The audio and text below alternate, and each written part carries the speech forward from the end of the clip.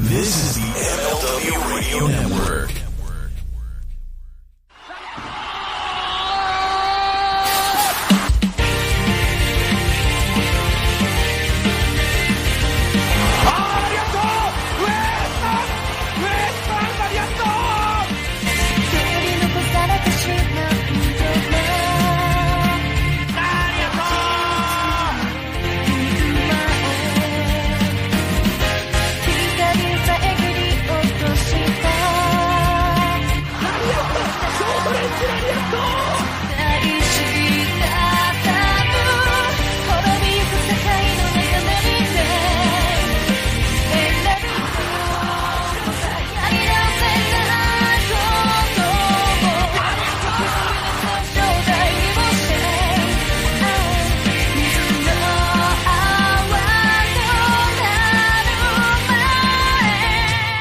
Hello and welcome to a new episode of the Eastern Lariat podcast, your show for news, notes, reviews and opinions on the world of Japanese pro wrestling here on the MLW Radio Network, as well as on cagematch.net. I'm your host, STRIGGA, as always joined by Dylan. Dylan, it's Golden Week, right? Or actually, we're at the tail end of it. Yeah, by the time people listen to this, it's going to be near the end of it, if not over, but... It's over already, actually. Yeah, it's already over. Okay. Yeah, that's right. So, Golden Week is not golden anymore. It's now just a week as we move ahead, and we're going to have to figure out what we get. What are we going to do without Japanese wrestling all over the place every single day? 3 big shows at the same time on the same day. It's crazy. It's been a crazy schedule. We've just talked about it off the air. I've mentioned the Ryogoku Dragon Pro show that happened on the 28th. That was this past Friday, 28th of April, actually, which was unofficially the first day of Golden Week, you might say. It was the Friday, and the 29th was the first holiday, the Showa Day. And there were, of course, 3 more holidays during that week. The Constitution Memorial Day on the 3rd, Greenery Day on the 4th, and Children's Day on the 5th. So this all was a long week, a long time for Japanese people actually to be off work. Good for them, because they don't have a lot of holidays. So this week, this show on the 28th, it feels like it's been such a long time ago already, but it's only been 1 week. But there was so many wrestling shows in this week that some things that happened last week tend to be forgotten about. So I want to point to this quickly. This show, Ryogoku Dragon Pro, really liked the 2 top matches. The show is free on YouTube.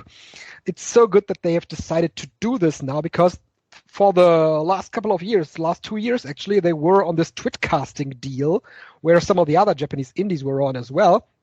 And it's just impossible to purchase a show there if you don't have a Japanese credit card. So now they are putting their shows on YouTube, which is much better.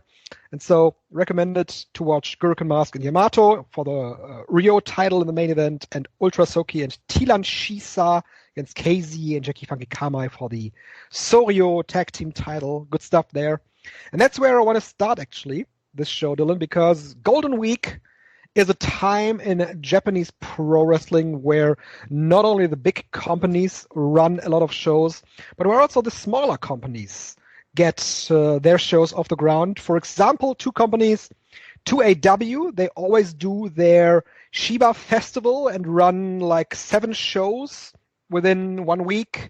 Michinoku Pro also does their Golden Week tour, which mostly consists of 6 to 7 shows.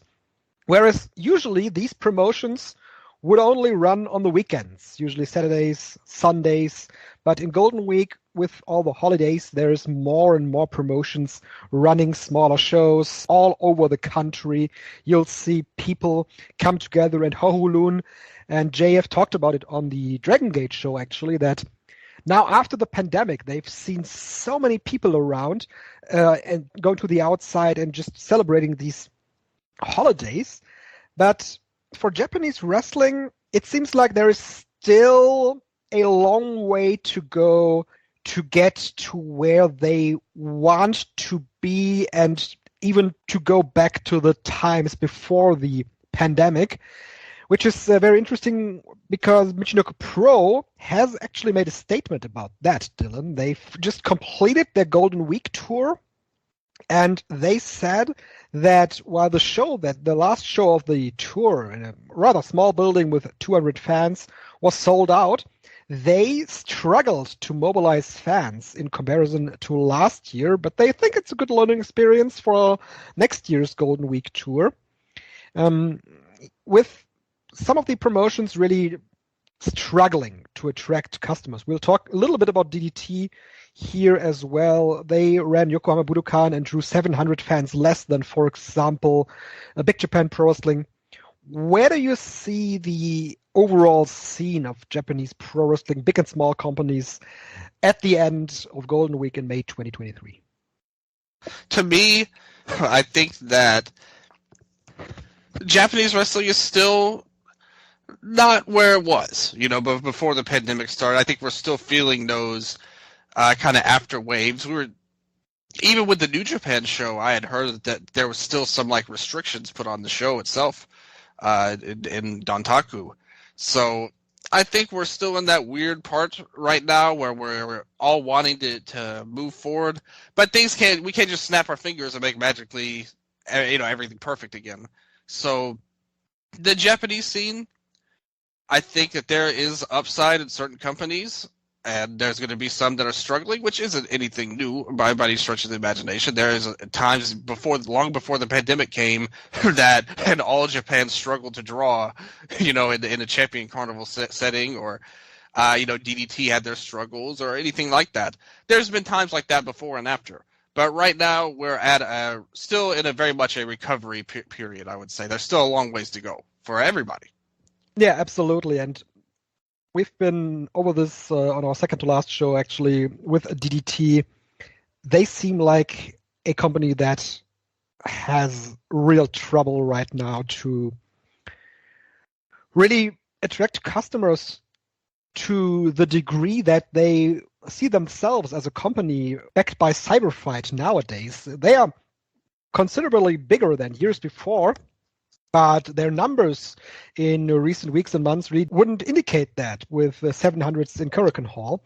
Now, of course, 1,160 in Yokohama Budokan, and I've retweeted this great chart that Robert made on Twitter, of course, at Eastern Lariat. You can see that they're in between two Stardom shows that happened in Golden Week, and now they are on their King of DDT tournament, and even in Shinjuku Face they weren't able to attract more than 200 fans for each show, and that is obviously something that they have to worry about. And I know that for the last couple of months they are increasingly worried about their attendances because they're just not good. And when you look at this show that they ran on May 3rd, that was the Constitution Memorial Day, where Wrestling Dontaku also took place. The next show that we're talking about actually is Dontaku. And the DDT show was headlined by a match between Yuji Hino and Yuki Ino for the KOD title. And I'm really unsure about how this comes across for the DDT audience, for the core DDT audience in Japan. But I hated that main event. I thought it was really bad, and it didn't really reflect the story, in my opinion, because Yuki Ino, he's obviously part of this pheromones deal that has pretty much been the same for a year, and there is no movement in any direction with this group. But they've changed him a little bit around in the storyline, where he became Yuki Strong Ino instead of Yuki Sexy Ino, and I kind of expected him to break a little bit away from this pheromones deal, but instead they completely doubled down on this gimmick, and the match became a pheromones match, and that's not what you'd want as a main event, in my opinion. That's a fine mid-card deal, but not a main event deal. So that match really ended this show on a bad note, I thought. To me, I just think that show, there just wasn't a lot there to be excited about. I feel like, unless you're a really true blue like DDT, Die Hard, the heart and soul of the company in a lot of ways with the pheromones, because that's what the show was built around ultimately. Was I think I never had any doubt that match was not going to turn into pheromone stuff. To be honest, like putting him in that main event, like the whole stipulation was, and the funny thing is, they stipulated that if he had done the pheromone stuff, it would be disqualified, or that it wouldn't be a title match anymore. But then they just did it anyway, and it was just a title match anyway. Yeah. And I think that the company itself has a lot of issues right now, especially quality wise overall. But they're leaning into that fan base. I mean, they've struggled. Again, this definitely isn't the first time DDT struggled. Even last year with the Higuchi thing, it wasn't like it was, burning the houses down or anything like that. They've had Dino in main events before in the past, even at Peter Pan. Sure. So it's not like this is completely off the wall or out of the blue. For us, I don't want to speak for you, but for me at least, and I would say you as well, that's not what we want in our wrestling. But in DDT, I think that they're trying to lean in more into that. But overall, trying to just get something going, but it didn't work. to say the least, I would say. No, it did not work. What worked much better was the DDT Universal title match. I absolutely loved that match. I usually am not very high on Tetsuya Endo matches. I said it on Twitter, they often result in move spamming a lot. But this one with Mao, I thought they really clicked so well. Mao is just such a creative guy. They had this funny spot where he flipped the bird on Tetsuya Endo while being in a chin lock. And overall, just lots of great high flying here in this match, which ended Mao almost seemed like the winner in this match with the Michinoku driver off the top rope, but in the end it was the Tetsuya and this guy. I thought if this match had headlined the show, I would have looked at it much differently. I thought it was great. Yeah, it was the best match on the show, I wowould say. I watched this whole show, actually. We covered it on Dramatic Dream Dragons, like the show covering DT and Dragon Gate. The show, to me, I mean, there wasn't a lot there for me, to be honest, but I definitely think that was the best wrestling match on the show overall, for sure. And I'm the same with you. Endo is not really my favorite at all. I think Mao and Shunma have been the unquestionable highlight of DDT as a tag team this year. So, and I definitely think this match was much better than Shunma's match that he had for the Extreme title. But I do think there are big things ahead for Mao this year. He feels like a guy that they're getting ready to really bring up to the main event scene. I think that this Hino title reign, it's a dead end reign. And that's why I kind of secretly expected Yuki Ino to win, because much like you said, this title reign is just leading nowhere. And I think that the winner of the King of DDT eventually will win the title, and we'll see where it goes eventually at the end of the year. But Mao really seems like a strong contender to be on top of DDT. Maybe not this year, but next year. It feels like that he has matured to some parts, to some degrees. He's still a crazy lunatic, obviously. But in comparison to years before, I feel like that he's able to channel his creativity much better than he used to in years past. Oh, I agree with that, too. I think he's definitely way improved from where he used to be. He's a guy I always thought, he's like kind of an indie guy. That was kind of my thoughts of him a lot. Just a wild, out of control dude that's not refined at all. I think he's still, like you said, kind of this crazy guy, but I think he's much more refined as a wrestler and can use things a lot better. And I think he's done a great job. I think teaming with Shunma has really brought out the best in his game. And he's a guy I've been really impressed with this year, both with Shunma and him. I think he's a guy that, like I said, there's plenty of things going on. It's going to be interesting to see where they go with the title reign. And we have Peter Pan in a couple of months. I agree with you that the winner of the tournament should definitely get the title. So that tournament, the semifinals are set for May 21st. And the semifinals are Yuki Ueno versus Katsusada Higuchi and Chris Brooks versus Jun Akiyama. any of these for taking the belt? I think Ueno would be the most likely choice of those Mhm. four. I agree. Higuchi won it last year. You Yeah. mentioned the title run didn't go well drawing-wise. Wrestling-wise, that's a different story. Oh yeah, he's great wrestling-wise, but the DDT fan base in general is kind of straight, like a hard one for us to understand. I would say, just in terms of what are they looking for. I kind of said this on Dramatic Dream Dragons. You wonder if the things that would be helpful in terms of drawing more fans is not what actual DDT fans would want. on Seems their like show. in some cases, yeah. Yeah, so that they're in a rock and a hard place a little bit with the thing there. But I think Ueno is somebody that could appeal to everybody. Yeah. I think he's had a tough run last year. Because he had that one hot run a couple of years ago where he looked like the next guy in waiting. He was doing big things and everything looked great, but his run was not able to match that of him versus Okada in his, Universal title run the first time. So I would love if they could heat him back up. I think he's a super talented guy. Another one of these guys that I think could appeal to a lot of different types of fans. I mean, you look at it, like you said, Higuchi won already.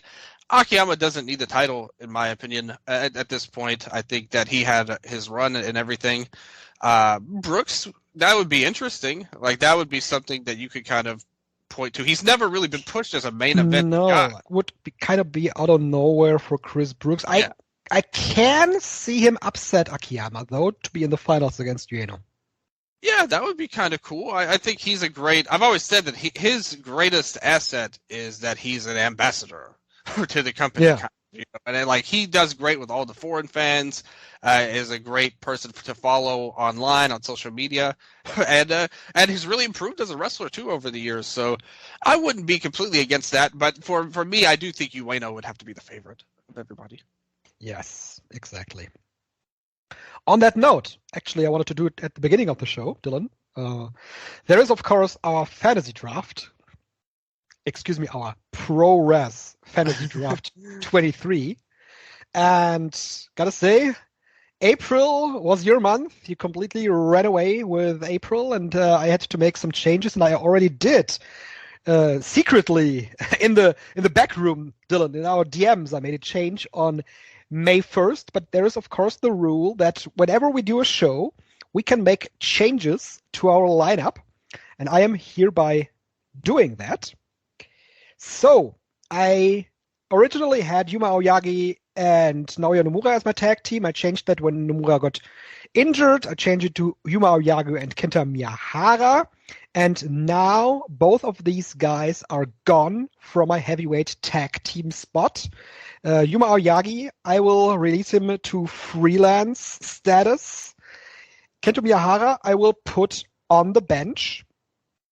And my new heavyweight tag team going for May is going to be Yuji Okabayashi and Daisuke Sekimoto. Okabayashi just coming off the loss against Yuya Aoki. You have them, by the way. Just off this loss, his partner Sekimoto, they challenged the Astronauts once again, and I kind of see a tag team title change coming, and they are going to wrestle a lot outside as well, on Tradition and on All Japan Pro Wrestling, going back to their tag team, so I expect bigger things for them. And we just mentioned him. I kind of want to save the guy. So my bench, I am releasing. Who am I releasing? I just put KZ back on the bench, so releasing him would be kind of dumb. I'm releasing Zack Sabre Jr. to freelance status, and I'm taking Yuki Ueno. Okay. I will send you the detailed changes later on. So my team is Ben K, heavyweight, Hiromu Takahashi Jr., heavyweight tag, Okabayashi Sekimoto, junior tag, Yo and Leo Rush, Yoshi singles, Mayu Iwatani, Yoshi tag, Mitsuki and Yuka Sakazaki, and my wild card is the red belt champion, Tam Nakano.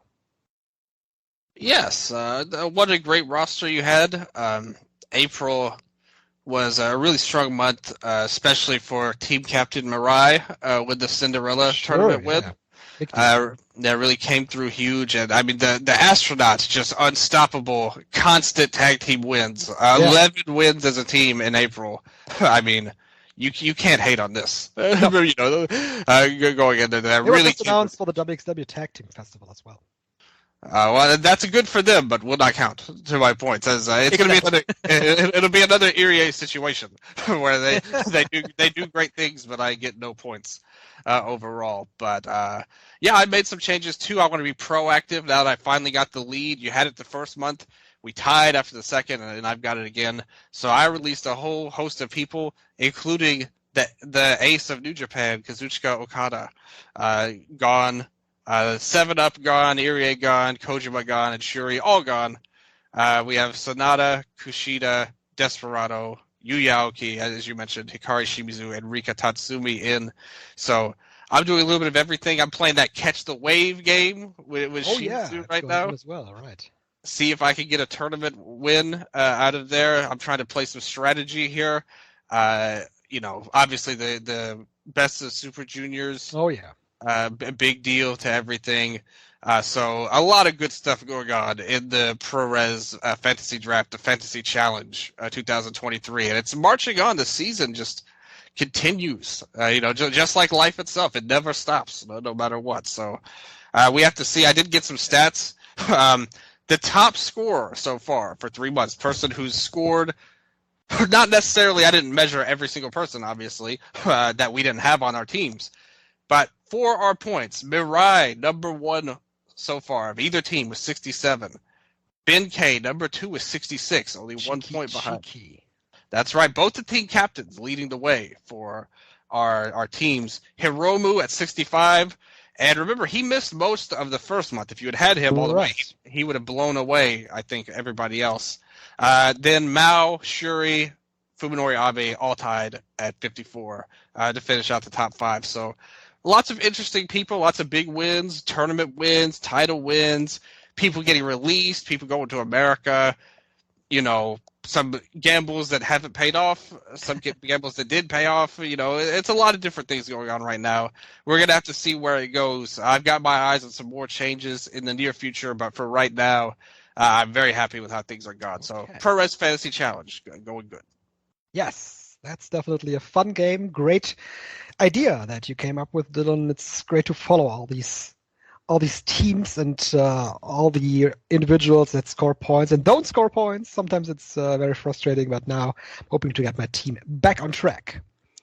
And you mentioned the best of the Super Junior. That is actually starting at the end of this coming week already, with New Japan having run a lot of big shows in late April, early May, and they are now returning on the 12th of May from Kirkconnell? Yes, with the best of the Super Junior. But first, Dylan, this run of shows that they had at the end of April and early May. First, they had this incredible triad match with Taichi and Shingo Takagi. Taichi defeating Shingo Takagi in 43 minutes. I have been critical about a lot of stipulations for the King of Pro Wrestling Championship, but I think that these triad matches are just the perfect stipulation because you can be so creative with all of the outcomes that you can have. You can have a pinfall, submission, KO, TKO, count out. I think a DQ. DQ is not on the menu, I think. But there's 5 different ways to actually score points, and you need 3 points to win the match eventually. It's just a great stipulation. And with Shingo Takagi having been champion, he had this great match with Henare, also triad match. Now with Taichi. Taichi was completely awesome in this match. I loved this one. It was long, but it was completely worth it. And it trumped the IWGP Tag Team title match, where Aussie Open defeated TMDK, the original TMDK. Not a good match, I thought, but the KOPW was great. How cool is it that Shingo has been able to craft this cool identity for this title and these matches? I loved the match versus Henare at the start of the month, which was a similar kind of deal that they had going on there. This one with Taichi was another strong performance. These two have great chemistry. I know we kind of separated last year on the 30 count match. I really loved it, and you didn't like it as much on there. But I thought that was like a very fun stipulation. And these kind of matches that he's had the last month with Henare and Taichi, I love these stipulations. It's really cool. They worked it really well. Like you said, the length really didn't matter because I think that the fall counts added variety, and broke up the monotony and stuff like that. So I love this Shingo stuff going on there. I don't know if Taichi will be able to continue, the same level of quality, but hopefully they can do a lot of fun stuff with it. And I think the title itself, I mean, this was so far down in the dumps when Shingo won it. To see it actually be something where you can main event a show with it, I think that has to be a testament to just Shingo Takagi's greatness as a performer and being able to make something out of nothing, really doing a great job with this. But yeah, I really enjoyed that match too. Who actually was the champion before Shingo? I've completely forgotten about. Oh, it was Taichi for 16 days, of course. Yeah. Wow. Did he win it from Shingo? No, Taichi won it from Toru Yano. Wow. Yes. Let's not talk about that anymore. Yeah, that was the wrestling Satsuma no Kuni show in Kagoshima. And then they went to Fukuoka, to the Fukuoka Kokusai Center, 4,489 fans for wrestling Dontaku. I thought top to bottom, this was a really strong show. There, of course, on the undercard, there were some matches that you didn't really need to pay a lot of attention to, and then there was the strong openweight title match. But there was a lot of strong matches on top, and while Taichi is the king of pro wrestling, Sanada, of course, is the IWGP World Heavyweight Champion, and they put a lot of effort behind these just 5 guys, and they really seem like a great unit now, and they even had this elimination match with LIJ a couple of weeks, 2 weeks ago, I think, on the Road to Wrestling Dontaku it was, on the 30th, actually, from Grand Mesa Kumamoto, where it really was visible how much of a unit they have become in this short time. They, of course, lost to LIJ, but were able to really show off their team spirit in this elimination match. And they always come down to ringside with the Sanada for his matches. So they put a lot of effort into these 5. Whereas Hiromu Takahashi, on the other side, he lost this match with a dead fall. I thought it was a very good match. I thought that Hiromu put a lot of effort into that. And once again, Sanada is just a phenomenon, because this guy, for the majority of his New Japan career, was the stoic guy who struggled to get a lot of people behind him. But it feels like that this guy is a completely different wrestler now, that he has all of a sudden he is able to connect with the crowd on a completely different level than before, and his wrestling feels so much more dynamic and less predictable, I would say. His wrestling for a long time was so one-dimensional and went into one direction, where you could pay the Sanada match without actually seeing that. He still uses a lot of these same moves, but it feels much more organic, and it feels like this is a new guy on top. And that's a great thing for him, the fans, his overall trajectory. Obviously, this match I really liked as well. I thought the crowd really got into Hiromu, and he's such a great character. I mean, what a great run he's been on. All year with his junior title reign, even had that match with Kanemaru, which was okay, I thought. Yeah, I probably liked it a little better than you. I thought it was good, but not as great as some of his other matches, and I thought this was a better match than that too. I like this match better than Sanada and Okada, like as a match. As a match, I agree. Yeah, this didn't have the big shock win that Sanada had, but. I thought as a match it worked really well, and Hiromu did great. Sanada doing pretty good as champion. This show did a good job in Fukuoka. Nothing too crazy to me in his work, to where I thought I haven't really turned that corner on him yet to think that he's made these big improvements, but I do think he's gotten better considerably. 5 guys thing seems to be working. The fans are really into him, and it led to a great debut after the match. Yes, it's led to the re-debut, actually, to the return of Yota Tsuji, who returned from Excursion. And remember, When I talked about him, I've seen him live in Germany 2 times, in 2 different cities, 2 different promotions. I've seen what the guy can do, and he's able to own a room. And we've seen that he's not only able to own a room of like 400 or 500 people, but he's also able to own a room of almost 5,000 people here in Fukuoka. Thought it was a great re-debut, and he made the LIJ gesture, which kind of stood for its own because nobody from LIJ was there in the ring anymore. So we're left guessing if he is really with LIJ or if that's something that he just did on his own.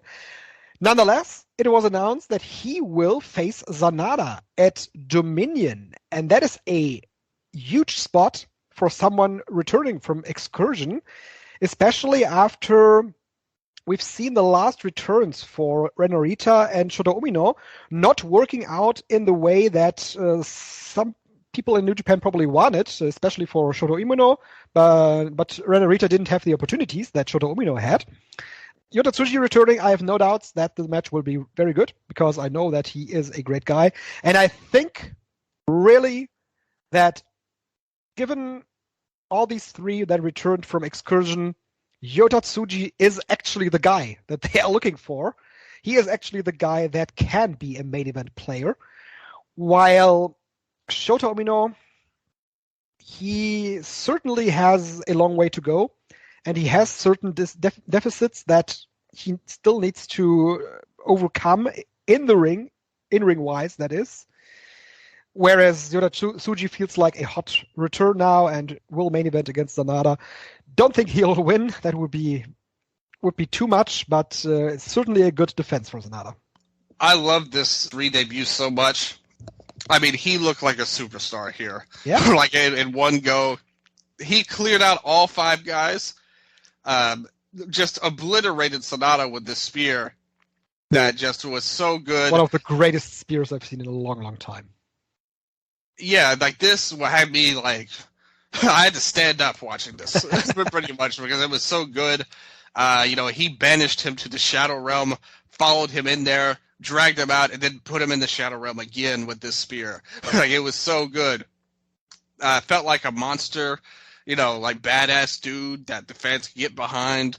Not some, like you said, definitely a higher profile spot than Umino or Narita have. Just a great look. Like he looks jacked, looks like a badass. Obviously, they booked him like one, carried off Hiromu over his shoulder. I mean, what more do you want from this guy? At the end of the day, like this guy feels like a superstar. I agree with you though that he won't win the title, unfortunately, because I think I would be super into that if that happened. But in reality, I do think that's probably a little too fast overall. Yeah. So. But I'm really looking forward to the match, though, and I think that's another reason why New Japan is doing such good things. They have, they're doing stuff that they didn't do before with this Hiromu title match, junior heavyweight versus heavyweight. You have the new guy coming in for a new title shot right away. New factions. I think there's a lot of great things going on, and this was like the biggest sign of it. That like, hey. We're not going to goof around with this guy. We're giving him a shot right at the top. And let's see if he can sink or swim. And I have a lot of faith in him, too, that he's going to do some big things.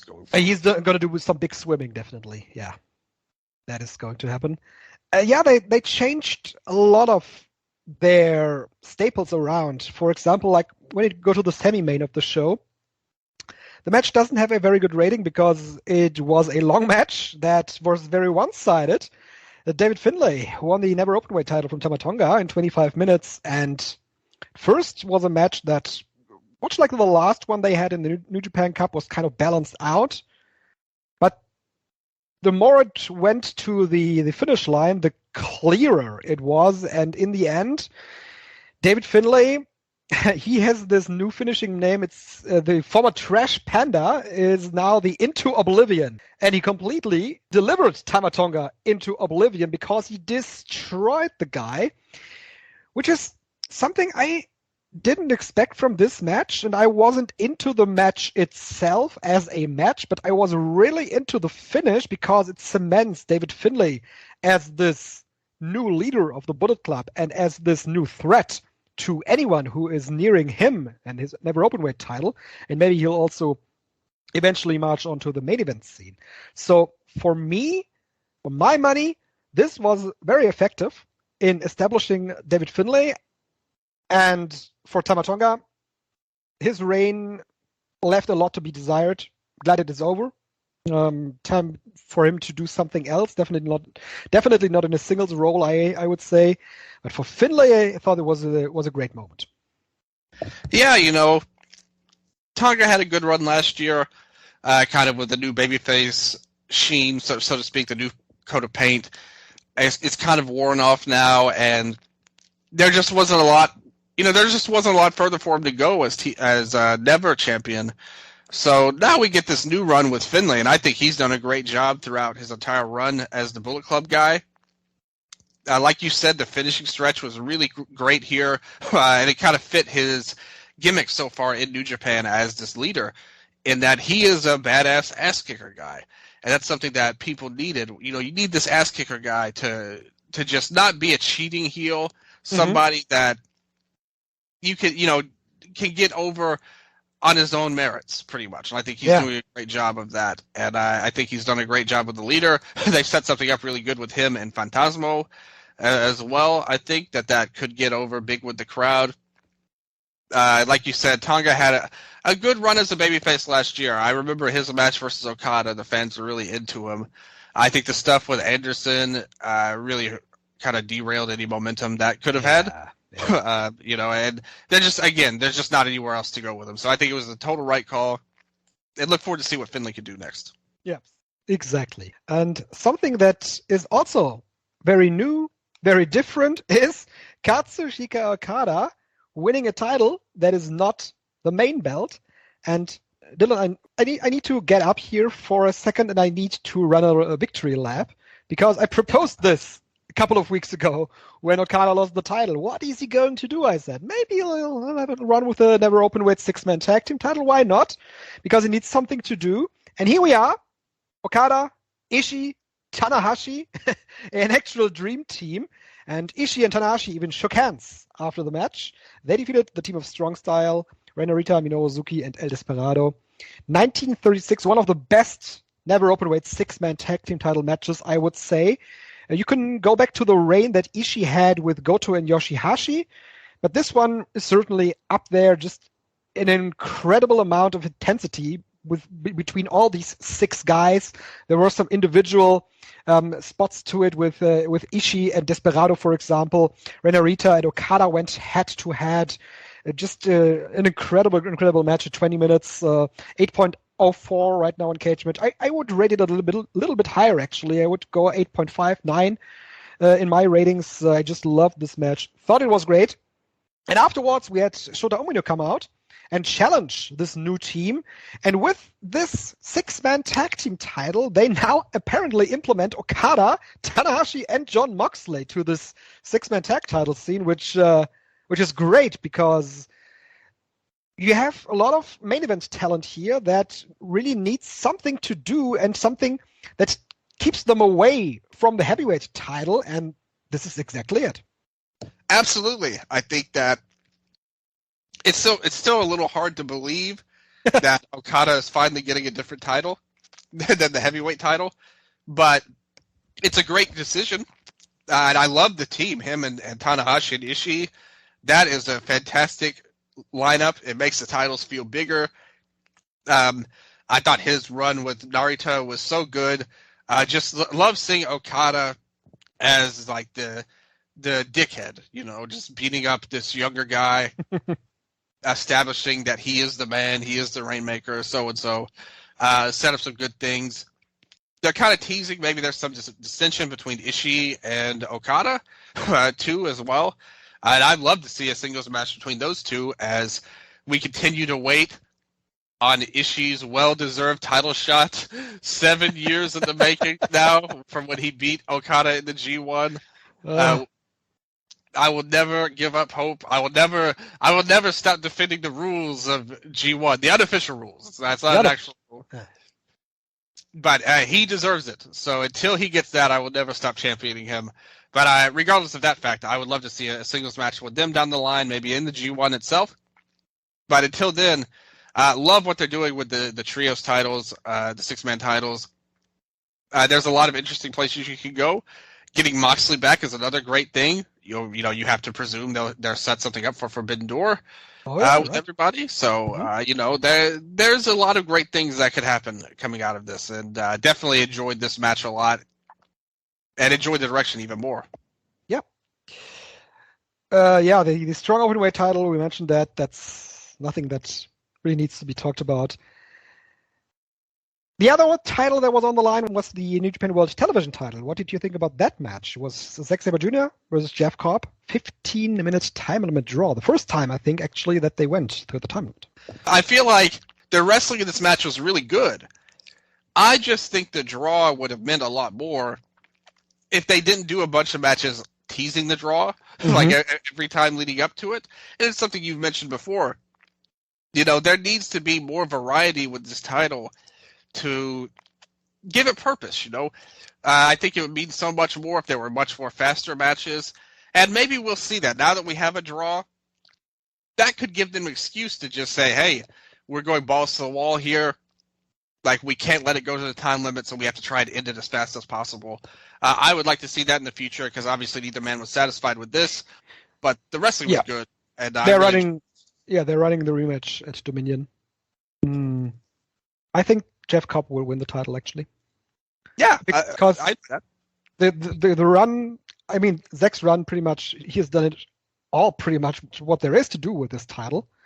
In his not too long run, but he has had a lot of defenses in these 123 days. He has had, let me see, 1, 2, 3, 4, 5, 6 defenses now. And you mentioned they were pretty much the same a lot. And with Jeff Cobb, they could go to a different direction. And with Zack Sabre Jr., I possibly see him doing something else in the summer, because there are some shows coming up. You mentioned Forbidden Door, and then there is All In London. I can see him being on both of these shows and necessarily not having the time to defend the title a lot. With Jeff Cobb, he could do some defenses. He's also wrestling for... he has a history, definitely, of wrestling in Ring of Honor. So we'll see about that. And that is the main part for the New Japan card, I would say. One more talking point on this show is, of course, the lineup for the Best of the Super Junior, Dylan. We are heavily invested with our fantasy draft, and we've got 2 blocks. First, Kushida, Ryosuke Toguchi, Leo Rush, Doki, Hiromu Takahashi, Titan, TJP, Taiji Ishimori, Sho, and Mike Bailey. Block B, El Desperado, Yo, Master Wato, Kevin Knight, Yoshinobu Kanemaru, Bushi, Robbie Eagles, Francesco Akira, Dan Maloney, and Clark Connors. So with Hiromu Takahashi still holding on to the junior title, who do you see winning this, and is the one then winning the title from Hiromu? I think there's a lot of different ways this could go. You had the 2 kind of surprise guys were Maloney and Speedball. Were kind of like the big outsider people. I think it's hard to say when you look at this group, because you've had the match with Yo already. That's kind of a storyline they've built for years with Yo going to the finals and stuff.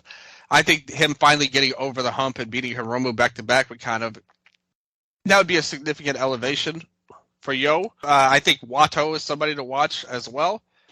Remember him in the Dome. Yeah. And how close that was. Everyone else, I don't see any real obvious options, to be honest with you. No, and it's really hard to predict, because unlike in the last couple of years, they are doing semifinals. Oh, okay. So they are the final 2 days of block action are on the 23rd and on the 24th of May in Osaka Prefectural Gymnasium, number 2, the smaller building. Then they go to Yoyogi for the semifinal show, and that's on the 26th. And on the 28th of May, there is Ottawa for the final show. So much like in the G1 last year, where they had the 4 blocks, but they also had semifinals. If you're the runner-up this time in a block, you will make it to the semifinals, and they can easily put someone in there that is a dark horse right now. And I can see Master Wato being one of those, much like you said. Yeah, those to me are the logical choices, just based on how they built up the junior title over the year, the last few months especially. You look at everybody else, it feels like either guys who have already gotten title shots, or Hiromu. Or Desperado, and we've seen Desperado and Hiromu a lot. Yeah, they kind of did that last year. Yeah, I can get behind Desperado if they wanted to do that. Sure, always a possibility. Yeah, and he never won. He didn't win, remember, last year? Exactly, yeah. Yes. I'm looking at Kushida, but he is obviously tag team champions with Kevin Knight now. By the way, great match with Francesco Akira and TJP. Yep. There was also, I think, on the 30th that happened as well. Great stuff there. Kevin Knight is one of those guys from the dojo that you didn't necessarily would have expected to make this big impact in New Japan Pro Wrestling, because there were these others.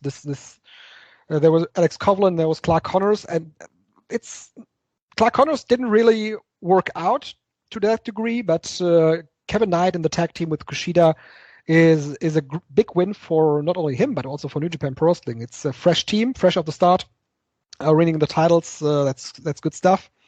So they are in the tournament basically to set up title matches for their tag belt, I'd say. Leo Rush is another interesting opportunity. He's had his title match as well, but you can say that about a lot of people in this tournament. But yeah, Master Wato is someone that I would say is a dark horse candidate. Yeah, I mean, I think it's going to be one of him, Yo, or Desperado. Yeah. What about Speedball? Yeah, making his debut, right? Kind of looking at the final block days. We have, Block A, 23rd of May. I'm looking at Leo Rush versus Mike Bailey and TJP versus Taiji Ishimori here. Okay. Yeah, I could get behind that. How about Doki? I don't think he'll win, but he'll have good matches. I'm a big fan of his wrestling. Yeah, he's one of those 5 guys, though, that get pushed a lot. Yeah, go for it. I say push him. He had a match with Naito recently, so... Yeah, it was a very interesting deal, by the way, this match. It wasn't really that it had any stipulation to it or any consequences, but just a nice showing for Doki against a top star. Good, he deserves it. Yeah, he does. Yeah, could be done between these 4, Leo Rush, Mike Bailey, TJP, Taiji Ishimori. Doki versus Sho. I don't think that Sho will play any role in this tournament. Block B, what do we have there? It looks like it's a bit more open. El Desperado versus Robbie Eagles sounds like a deciding match for the block. Yeah, that could be good. Yeah.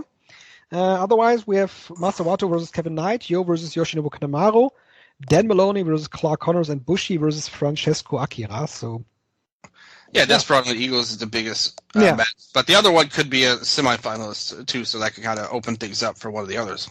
Exactly. Much like I said, much more open due to the semifinals. Should be an interesting and a good tournament. This lineup is very good. Yeah, I think it could be okay. If they are going to have Yo win, I think Sho could win a block just for that story. But otherwise, yeah, I'd rather that not happen. So.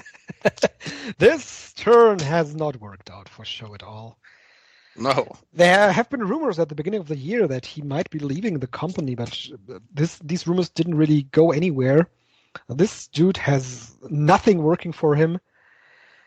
And this House of Torture deal, they had this match on the Dontaku show. It was 4 minutes. They completely dropped this act as anything important. It's just, yeah, it's good where it is right now. Except when they go for the tag titles. Yeah, that's also happening, right? The 3-way match, yes. Well, yeah, New Japan Pro Wrestling right now, we've said it, they have a lot of things going for them. They've changed around a lot of their tropes that were staples for about a decade, I would say, some even longer. And they've changed who is able to win the top title. They've changed who is able to win the six-man title. They've changed what Okada is able to do within the company. It feels like it's a company that's living again, and where developments can come organic. It's been a long time coming. Yeah. Like I said, I mean, how long have we been waiting for this sort of thing? Yeah. And now finally we get there. And I really enjoy what they're doing. I think this is a really good product right now, a really good company. I'm more invested in them than I have been in quite some time. I'm pretty much up and down the card here, so I can't lie about it. I think they're doing some really good things. They're one of the better top-to-bottom companies in general right now to be in Japan. So I hope that they can keep it up. Yes.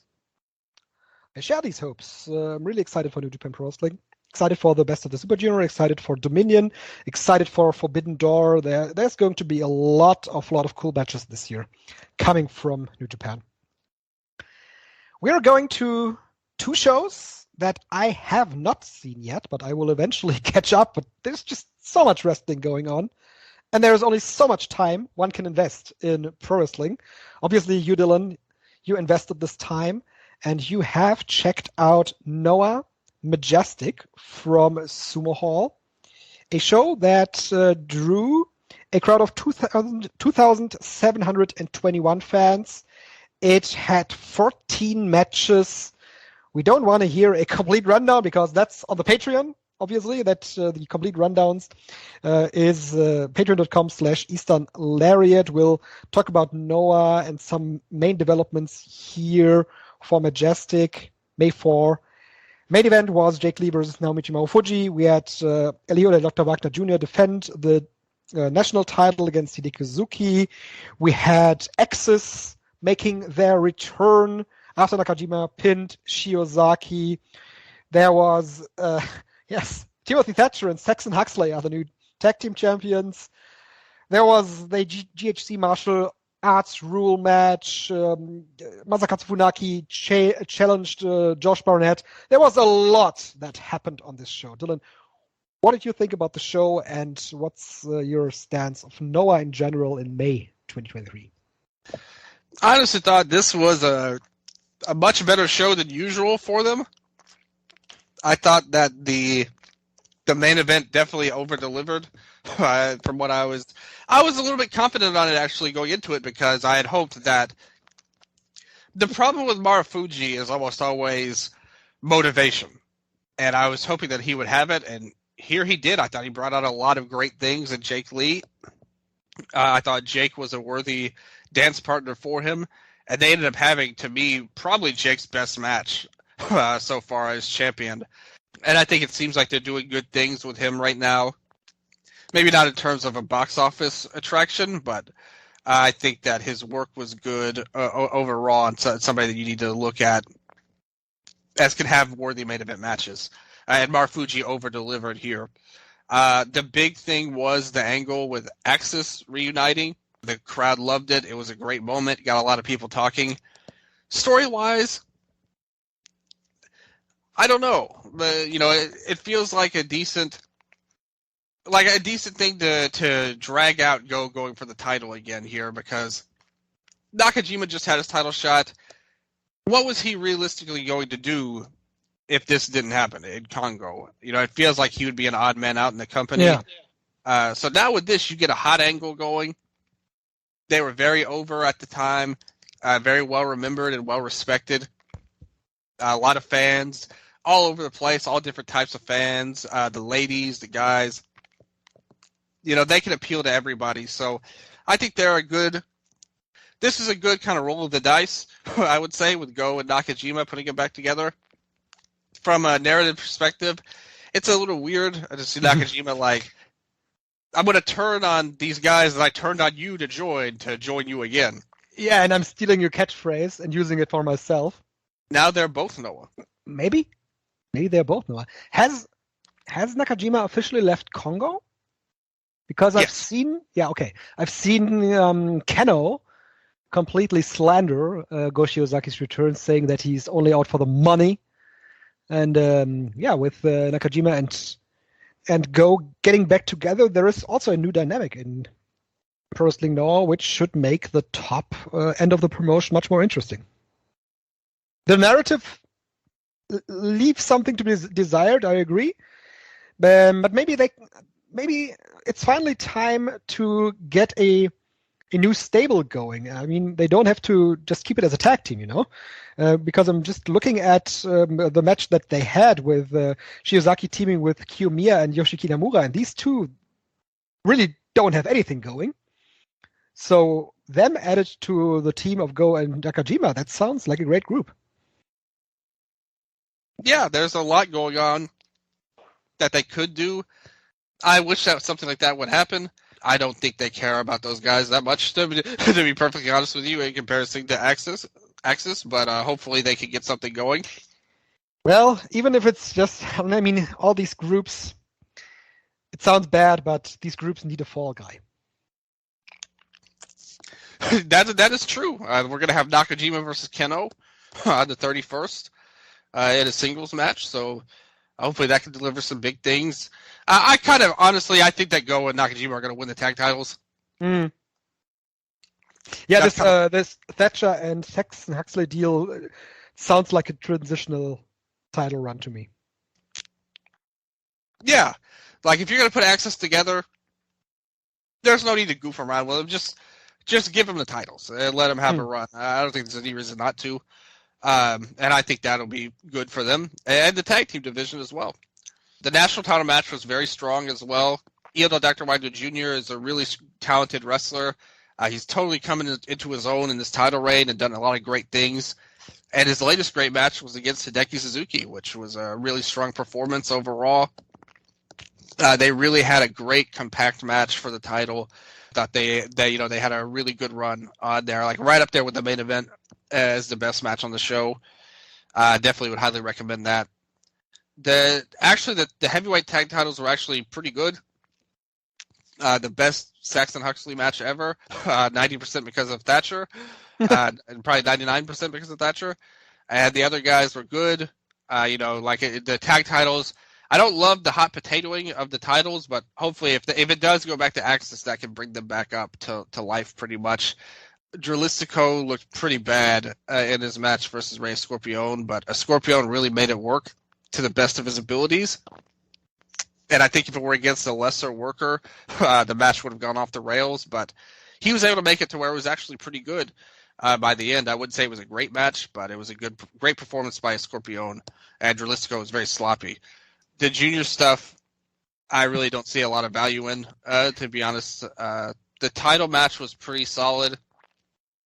Ninja Mac is a really good babyface guy to get something exciting out of Hayata. Hayata was his usual self, and they had another turn in the tag in the Ogawa verse. Sure. Now Daga is in Stinger with Ogawa and Ridgeway. So just cycling through guys, pretty much. No rhyme or reason.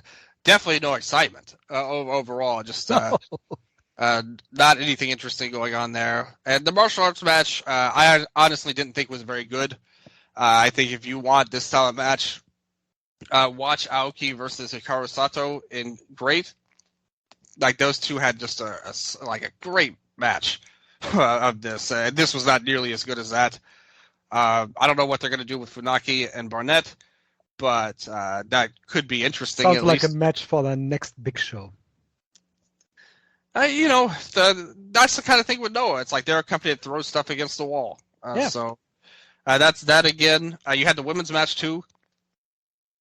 It went a good amount of time. This time it went like 15 minutes almost. 13:57. A lot of it built around Natsu. She scored the win, so I guess she's kind of like the ace of the women, the GHC women's division, the unofficial division here. But you had her and Mizunami and Mayuki and Saki all caps It was pretty okay. Nothing you need to rush out to see, but a fine match. But it's the thing that it comes all down to is what we've been questioning ever since the February big show, that Muto retirement show. What's the identity of this company actually? Is the identity of this company now to have as much variety as possible on it? I mean, there's the heavyweights, the juniors, tag team stuff, foreigners coming in, the martial arts thing, the women's division coming off the ground. There's so much going on. Is no other variety show now? That's kind of what it seems like. Just you look at their cards, that's basically what it is.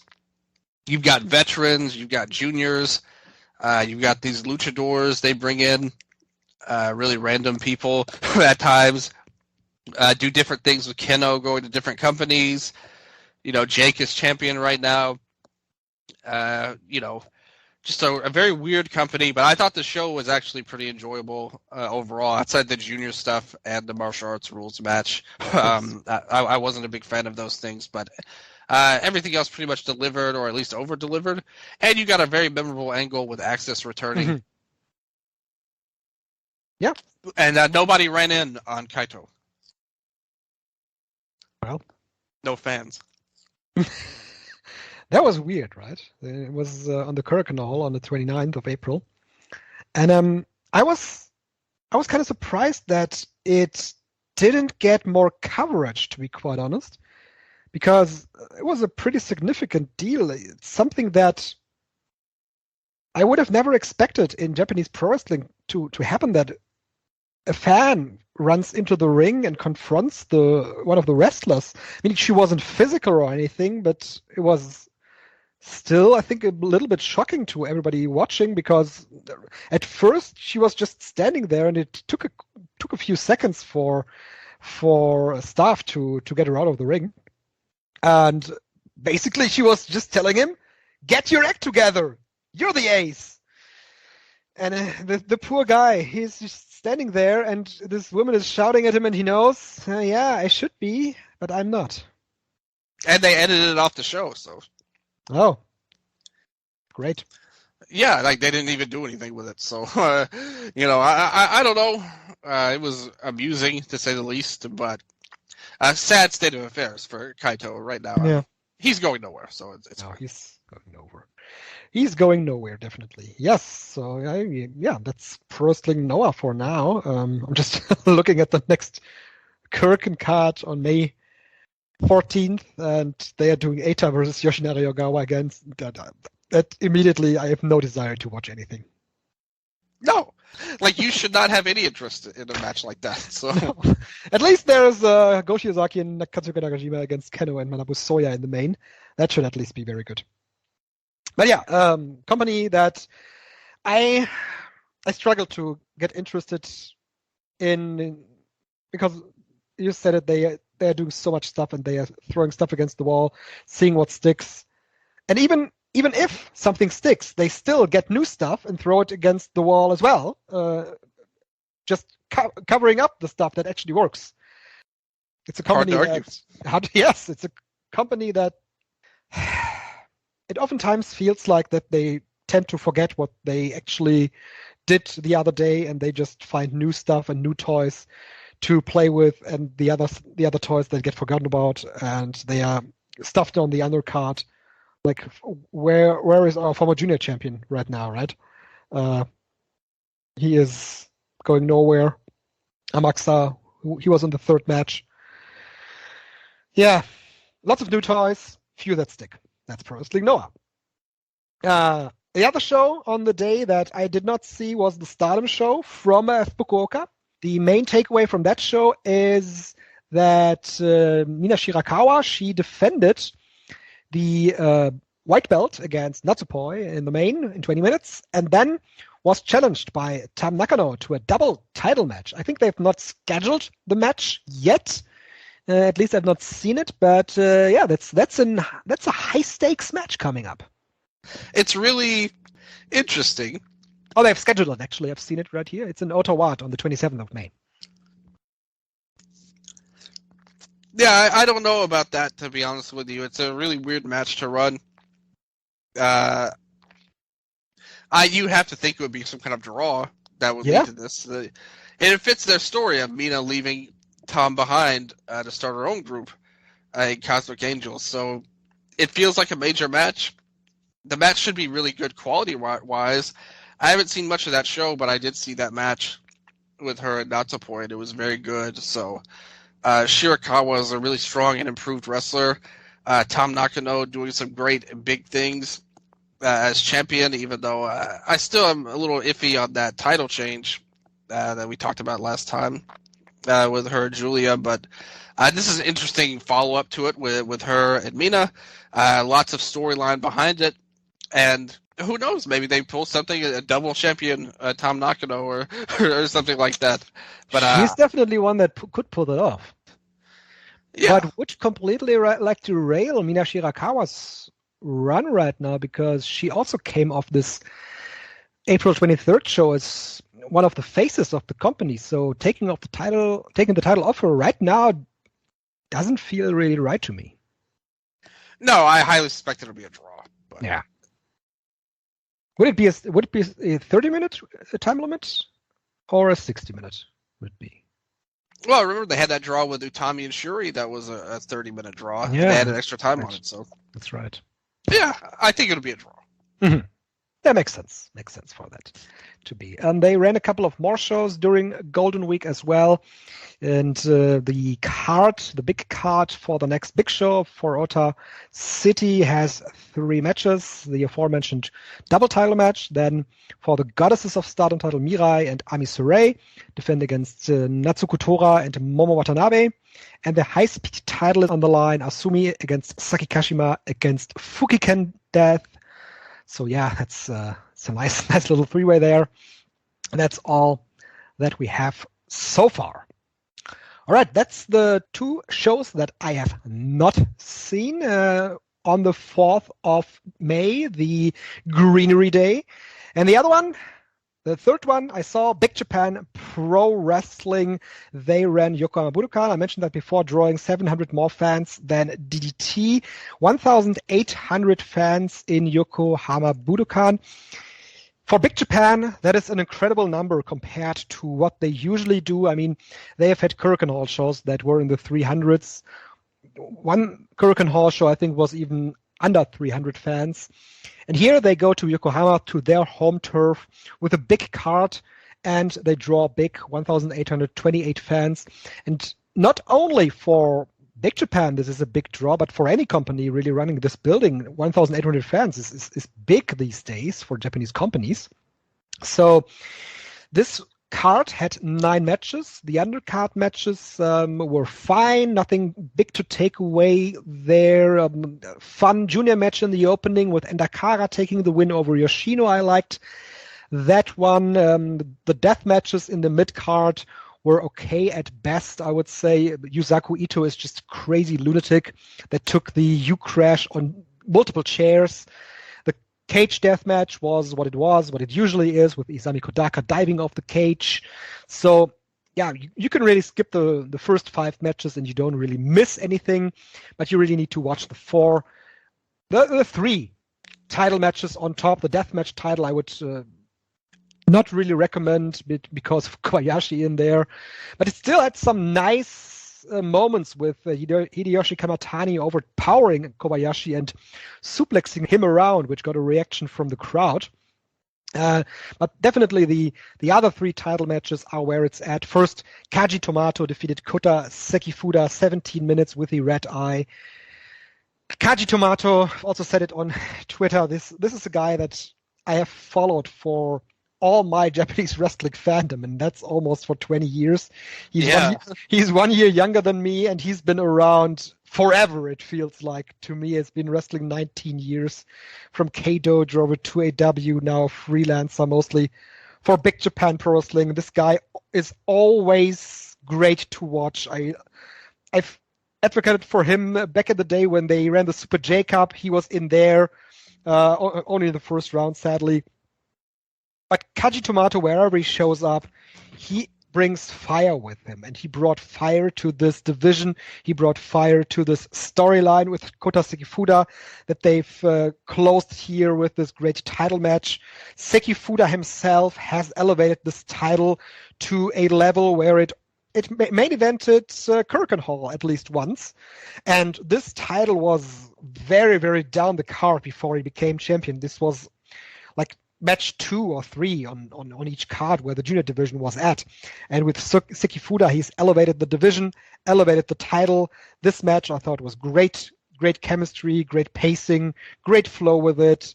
In the end, the finish with the red eye came not surprisingly. I thought that going in, Tomato would end Sekifuda's reign because that had been a long, long reign.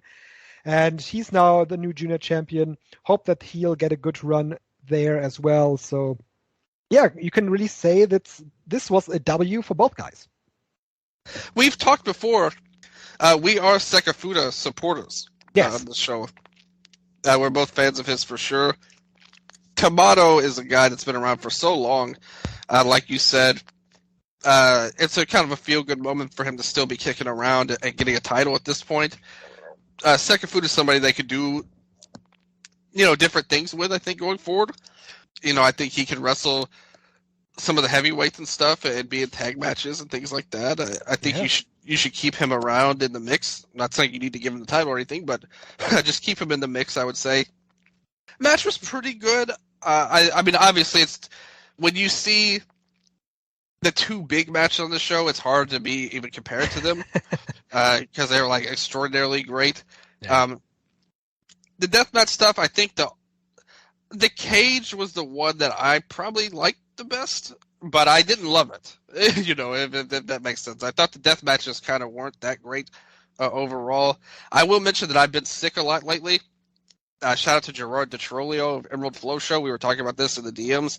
I may have liked it more if I wasn't feeling so bad when I watched it. I just had less patience for these death matches, I felt like, on this show. But considering what we got next after the second Fuda match, which was a good match as well, not a bad match at all. It was a good one. But considering what we saw next, I mean, yeah. Before we go to the next match, I want to say first, hope you feel better now after being sick, Dylan. And for Kota Sekifuda, I want to say this. He should go the Yuya Aoki route. He needs to move up to heavyweight eventually because can really compare him a bit to Hiromu Takahashi to a lesser degree, but he has now really outgrown the junior division in Big Japan, at least. Yeah. And I would really see him, I would really love to see him as a heavyweight going into the Ekitosen Strong Climb next year.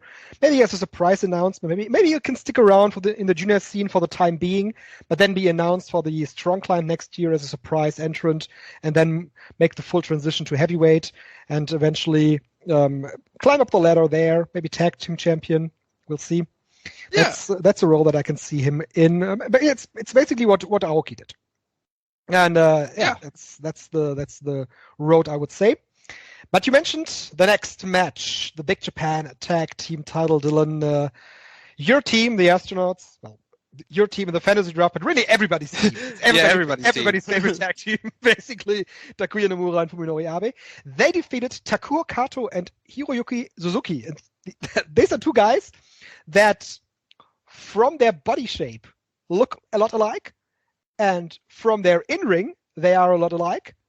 So they said, okay, our tag team name is Similarity. It's a very good and simple name for a tag team. Yeah. For these two units, Takuo Kato, Hiroyuki Suzuki, they were my highlight of the Tokyo Tag League last year. I think they are really, really good. Takuo Kato, especially Hiroyuki Suzuki, is one of the best pickups they had in years from Niigata Pro Wrestling. Great training background with Shigenoshima there. They brought everything to the table that I expected from them. Big throws, big suplexes, big lariats. That was great. But man, the Astronauts, they are just performing on a different level, Dylan. Oh, I love this match. I think this is like one of the best matches anywhere like this year. I think it was like so great. The main event I thought was a wonderful match too, but to me this match was like so phenomenal. Kato Man, this guy is so great. He's always been great, even when he was like a total fresh-faced rookie, and he continues to just really bring it in every sense of the word and be that next generation of your Okabayashis and Sakamotos. Suzuki, I totally agree with you about. He's a great guy they brought in.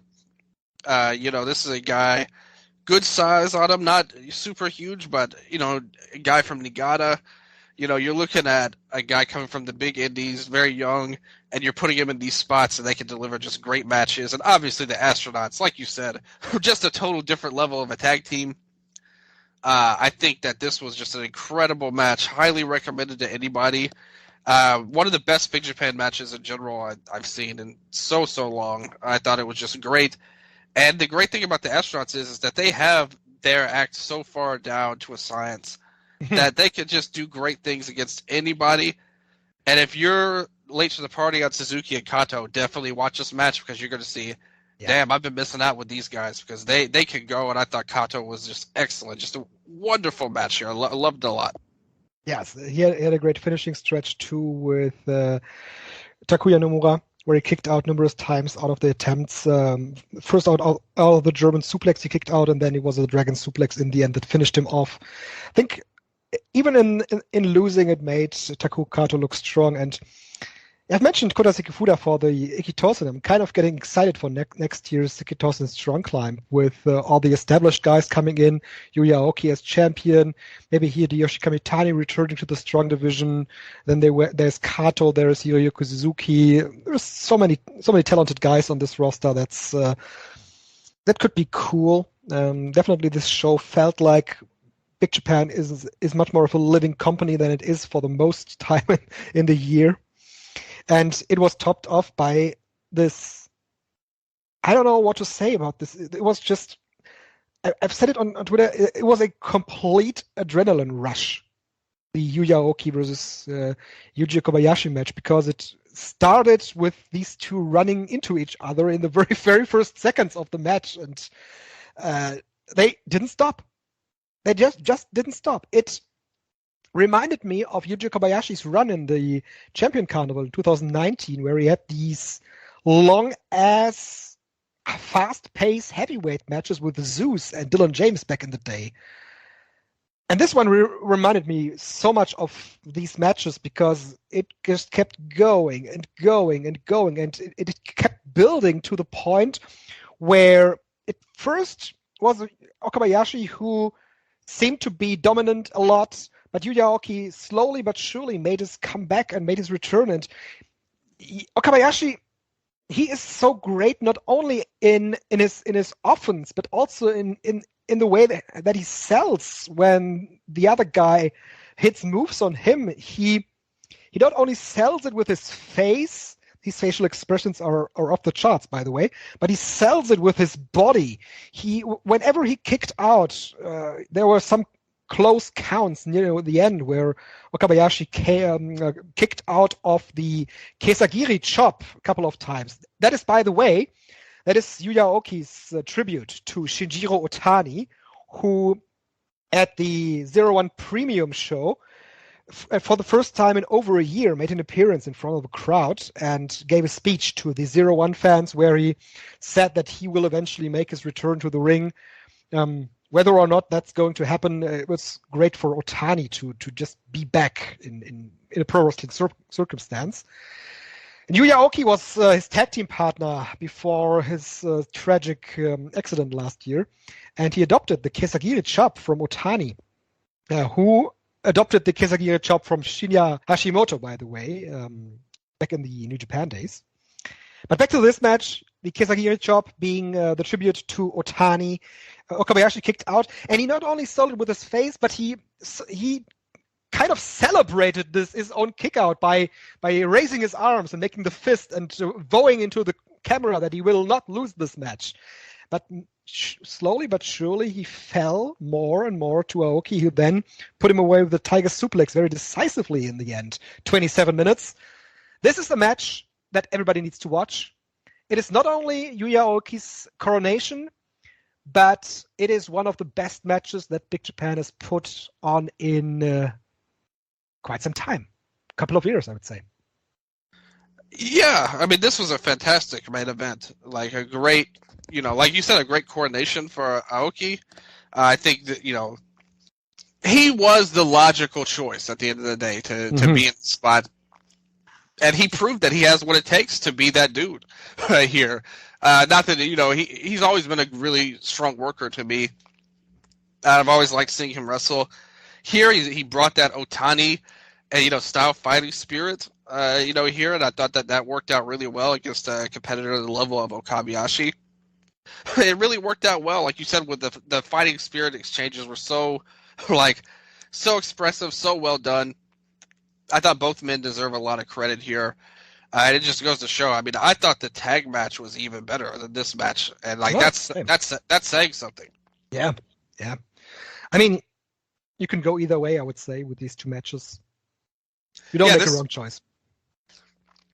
Yeah, I completely agree. I think this is, like you said, like both of these two were two of the best matches that they put on. I thought this really, because we kind of had a similar deal last year, where they had this big show in Yokohama, and it was like, whoa, Big Japan against this big show.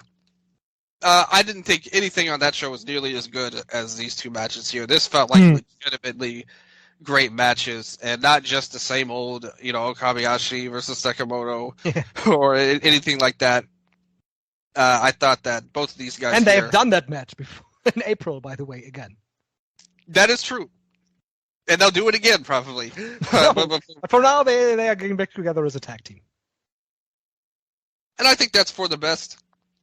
They have a story with the astronauts if they could ever beat them one-on-one. That'll feel like a big moment, too.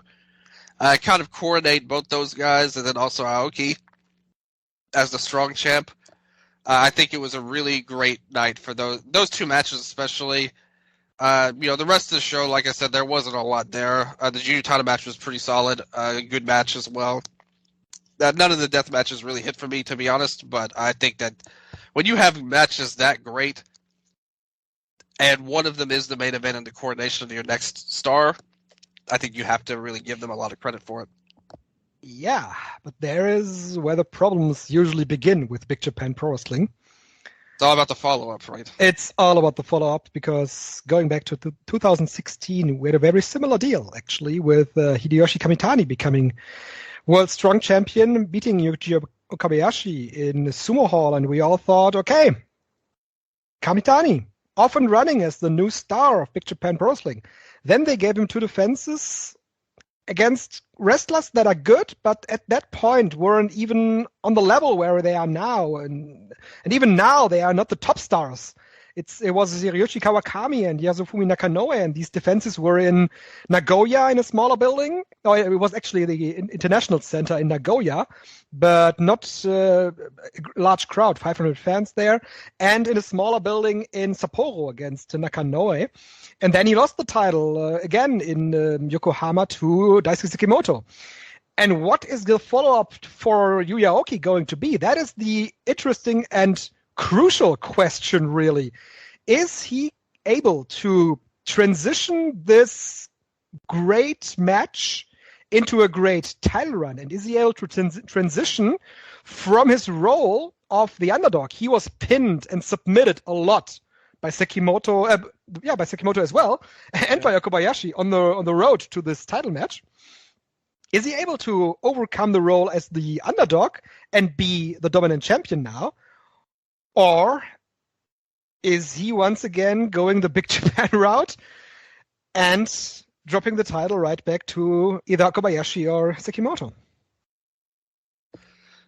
I just think last year we had a very similar story where you had hope for it, but they never really were able to capitalize on it. Yeah. The company went back to, where they always have been, or not always, but for the last few years. So hopefully this is a good sign. I mean, it is a new person at least. I think that could give them a little bit of a bump, and hopefully they can use it to manifest a new level for them to reach in the rest of the year, besides just this one show. But until proven otherwise, I think you have to keep it at arm's length and be a little skeptical. But I hope for it, because I think that these two matches showed the kind of talent that they have, and there's a lot of guys you can point to. But if they're able to do it, I think good for them, but I think it's a great thing for Aoki. you hope for the best, but logically, I do keep them at arm's length in terms of those expectations. It's for the better, mostly. Yeah, and in the undercard, I want to mention this match because for a specific reason. Second match of the card was Roji Ito, Takashi Sasaki, and Daiju Wakamatsu defeat Minoru Fujita, Kankuro Shino, and Yuichi Taniguchi.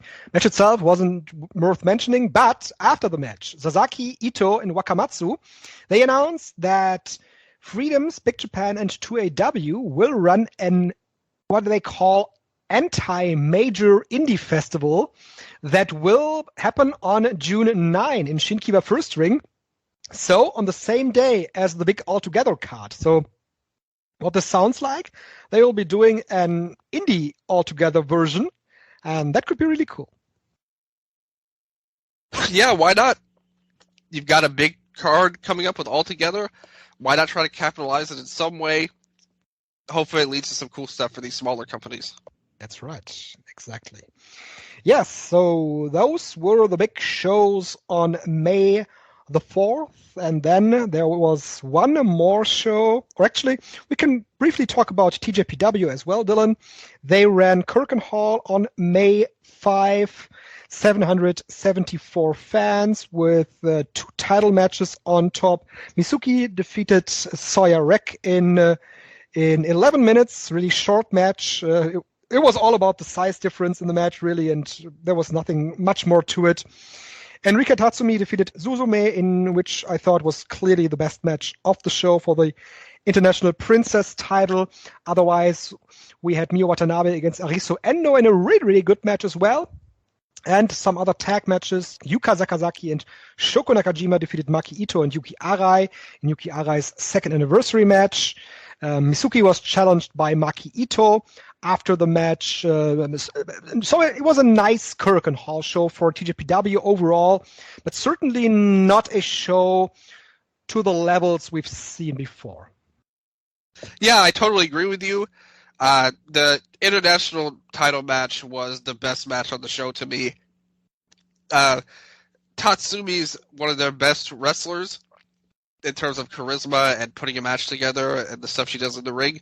And I think Daisy Monkey are also, like, they should be considered up there both because both of their matches were so good. I'm a huge fan of Endo. Me too. I think that she's kind of underrated among the TJPW fan base. And Suzume there's is not... a lot of focus on Suzume, and while Suzume completely deserves the focus that she gets right now, much like you, I feel like that Arisu Endo sometimes is forgotten about, but she's very good as well. Absolutely. She's one of my favorite on the whole roster. As is Suzume, too. Again, totally agree with what you said. She deserves all the love. Watanabe, another great wrestler. So to put 4 of your best wrestlers together, obviously they're going to have some of the best matches overall. The main event, to me, was not a great match. I have to say, like you said, it's really more the visual more than anything else. And it worked on that level, but not as a match, I would say overall. And now with Ito, I think that's an interesting person to go with on this title reign. It doesn't feel right for her to win the title, but hopefully they can at least have a good match together. Yeah. I mean, Mitsuki's title run hasn't been for too long, right? So cutting it short here with Maki Ito would feel weird. But at the same time, it always feels weird that Maki Ito always comes short in these Princess of Princess title matches. I think for her to win, you want more build-up. More than anything, not necessarily about Mizuki, but I think her title reign needs to be an epic, kind of like how Mizuki's title win was, where they had built it up for all these years, and she finally did it. It was this amazing moment. Maybe she'll really needs to win it from Mio Yamashita eventually. Yeah, and I think that would be a great thing. We could see what will happen when they do the Princess Cup later in the year. They have plans for that. There's a lot of interesting people on the roster right now, but the show was pretty good. I wouldn't say anything you have to rush out to see, but those 2 matches were worth watching. One more talking point actually on TJPW. They debuted a couple of new rookies in recent months. There is Haru Kasashiro, Yuna Okubo, and there is Toga. And the two that stand out, in my opinion, are Wakana Uehara. And at first I thought that she was going to be my favorite of the new rookies. I thought she already had this look down. But actually, I think that, then there is Shino Suzuki as well. But actually, of the rookies that recently debuted, I think that Himawari has the biggest upside. She is very likable. She has a lot of charisma, I think. And she already moves so well in the ring, and she's at this young stage of her career, she's even moving better than some of the mainstays they've had for years and years and years. She's, for example, like already, in my opinion, much better than, for example, Haruna Neko or Mahiro Kiryu even. So Himawari is someone that you really need to pay attention to. Yeah, Uehara is the one with the look, and Himawari has more skill to her, I would say. I also like Toga, too. I think she has a lot of upside to her. They're all very young. They all have good upside to them, I would say. Shino, Sure. obviously, in the Up Girls, too. So, they got some plans for her. That's one of the fun things about the company right now is all the new people. They've all got a pretty decently long way to go in terms of, like, in-ring stuff. But on this roster, they can pretty much be plugged in, and be worthy people on the undercards right away. So all of them have their own strengths. And it'll be interesting to see how they grow. I think there's upside to all of them. There's upside to all of them, definitely. Dylan, you've already made it to the end of the show. Don't worry. We're not going too long today here. It's Dragon Gate, Dead or Alive 2023. Always on the same date. Always May 5. This year they drew 2,710 fans. And with that, they're on the upper scale of companies and their drawing ability here in Golden Week. And the show was topped off by Madoka Kikuta eventually winning the Dreamgate title from Shun Skywalker. 23 minutes in a match that I know that Sondre loved, and I thought it was a very good match. Probably need to watch it again to really classify where it stands in my match of the year ranking. They did this SSW quest with Shun Skywalker and his Zebrats stables doing matches to handicap Madoka Kikuta, basically. 1-on-3 handicap matches, 3-on-5 tag matches. They had a lumberjack match on the most recent Kyoto KBS Hall show. And here it was all for Madoka Kikuta to retaliate in this circumstance against Shun Skywalker and win the championship. He started off with a lariat, and that was significant because in the prelude to the match, it was all about taking out Madoka Kikuta's arm. But they weren't successful, and Madoka Kikuta showed that his lariat is good to go with. And that was, in the end, the deciding factor in the match. The rolling lariat, he hit it 2 or 3 times, I believe, in the end, to finish off Shun Skywalker, who in the end, Jay and Ho-Ho noted it in commentary, it seemed like he was crying under the mask because he felt that he would lose this match. And he did. He fell to Kikuta. And you and I, we've discussed it in DMs, Dylan. This title reign will not be remembered at all. He won the title in January from Yuki Yoshioka. Very dominant fashion. The matches he had were good, but it was not a title run that left any like stamps on Dragon Gate at all. Whereas with Madoka Kikuta, I have high hopes that this guy will deliver a great babyface title run once again. So, all in all, was the best decision. Yeah, I was surprised they did this, but not in a bad way. I think Kikuta's got the talent for it. It felt a little early for him, especially with, Kobe World, in a couple of months. You don't want to have Kikuta win and then lose right away, I don't think. So that kind of leaves you in this weird position where can you go with him as a top champion in Kobe World specifically? Mm-hmm. Yeah. They took out King of Gate. That's going to be after.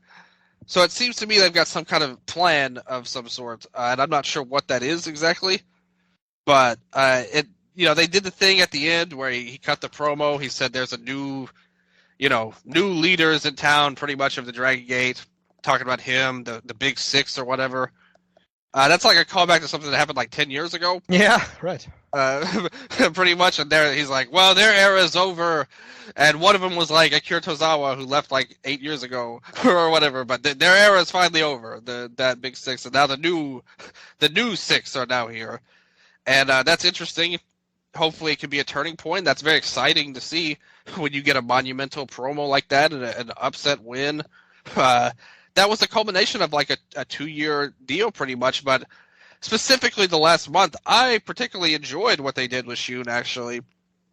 But like, he's more of a story wrestler than a guy who's going to give you epic matches or great matches. I think he's better used as like, a guy that screws with people pretty much and is a great heel character. And I definitely think the matches will improve with Kikuta. It's just a little weird timing. Where will they go? What do they have planned? I think it's a really great and interesting thing for Dragon Gate right now, even though there's no real obvious answers in my head at the moment. I mean, of course, they went back to what happened 2 years ago in the exact same Dreamgate title match they had on Dead or Alive, where after like 3 minutes, Kikuta, he fell, he bumped weirdly on his shoulder and completely tore everything in his shoulder and missed almost 1 year. And that is one of the main takeaways that I had for this match, that given the fact that he's only wrestling for 2 years and missed 1 year, the level that he's wrestling already is just out of this world great. He has this great movement, this great selling, this great facial expressions. He's got a lot of things going for him. So it kind of felt like that they were forced to do this match and were forced to do this result, or maybe they felt forced to do this result. Not that it's bad. I mentioned it was the right decision, but given the storyline, any other outcome would have been really weird. Yeah, I think that's another interesting scenario where, like you said, if it was a win, where would you go with Kikuta for now? Do they have bigger plans for Decourage in terms of like Daya and Yoshioka coming back together? Yeah, I expect them to bring home the Twin Gates. Yeah, the OG tandem, kind of reuniting would be good. Maybe they could do something. I've noticed too, Yoshioka has been, ever since he lost the title, kind of down a little bit. Yeah, he's been doing like singles matches on the undercard. Mostly Decourage has been in the main events of most of these tour stops that they had. Yeah. But he's not really been a focused member. No. So No. with this title win, maybe that opens up an avenue for something if they have some kind of plan for that. Kickstart him. It's just interesting because, like I said, there's no real obvious answer to where they'll go to face Kikuta. What is the end game? Or maybe not even the end game, but just where will they go next with this title reign? Because now with Shun out of the way, I think that opens a lot of doors for people. What happens to Shun after he lost the title? I mean, that's an interesting question. Shun, yeah. Is he going to go delusional again? Or even more delusional? Yeah, even more delusional would probably be more accurate, but, that could lead what's going on with Z-Brats. What about SPK? He wasn't mentioned in the Big Six or whatever. If I understood correctly on the last Open the Voice Gate before the show, Jay was there and he wasn't sure if he would be around in the next coming months because of some paperwork having to be done. Oh, yeah. So we might have to wait for SB Kento for a little longer because him and Madoka Kikuta would be an immediate storyline, of course. Yeah, he's also has a storyline with Z-Brats too. If he wanted to come back, if they want to bring him back as more of a babyface character. But like you said, him versus Kikuta, that's a very obvious one that you could go to. But it's just going to be interesting. I think that's where we're at with them. There's no real obvious answers, but all the possibilities are pretty interesting. But then, Dylan, what's the match for Kobe World? Kikuta versus Shingo. Okay, that would be awesome. And they built it up. Like, that's the only thing I can think of. I said this at the start, actually, that, like, why else would you take away the King of Gate no matter who it is on the roster, why couldn't they have just won King of Gate and they got the title shot? So to me, that leads me to believe they're going to bring in a big name from the outside, which, I mean, that obviously would be it. I mean, that's like a dream scenario for Kikuta. But there's other guys. You have Shima and stuff if they want to get really crazy. What? No. Shima, baby. Go for some Kikuta. You're not a big fan of that idea? Not a big fan. Well, what about Ishida? Maybe he can rebuild those bridges they burned on there. But burned bridges there. T-Hawk, now that he's out of the way, bring him back. Yeah, like I said, you've got all kinds of options, like right now for that. But that's kind of my thinking, though. Maybe not Shingo specifically, but I mean, in this particular case, that kind of opens the door. But that's what I keep coming back to. Why take away King of Gate unless it's to bring in somebody who couldn't be in King of Gate, and that will main event Kobe World, and that's kind of where I'm thinking right now. Could be happening because I really don't see anyone being ready right now. KZ and Kota Minura would come to mind, but they are both nowhere near ready for a Dreamgate title shot. There is nobody in Zebrats that really is ready. Mochizuki has had his match in December. Susumu Mochizuki last year, and he's significantly down from that point. Yeah. Kai is in the tag team. Ishin is nowhere near ready. The only thing I could think of that would make sense, and again, they could have done this with King of Gate anyway, but the only thing I can imagine is Yoshioka turns on Decourage. Like, he's jealous of Kikuta, and that leads to a heel run. That's like the only thing I could even think of as a possibility that would feel like a real main event. Like, those guys you were mentioning are not at that level. And I'm not saying it's going to happen. Nah, it's would be kind of a short build as well, right? Yeah, and I think they have a great thing going with the Courage. So I personally hope that they don't do that, personally. But that would at least feel like a main event, in 2 months' time. Like, if they turned on him right away, pretty much, and was like, why am I not the number one in this new 6 here, or something like that. And that has a legitimate feel to it, too, because he has been, like, kind of secondary to Kikuta ever since he lost the title.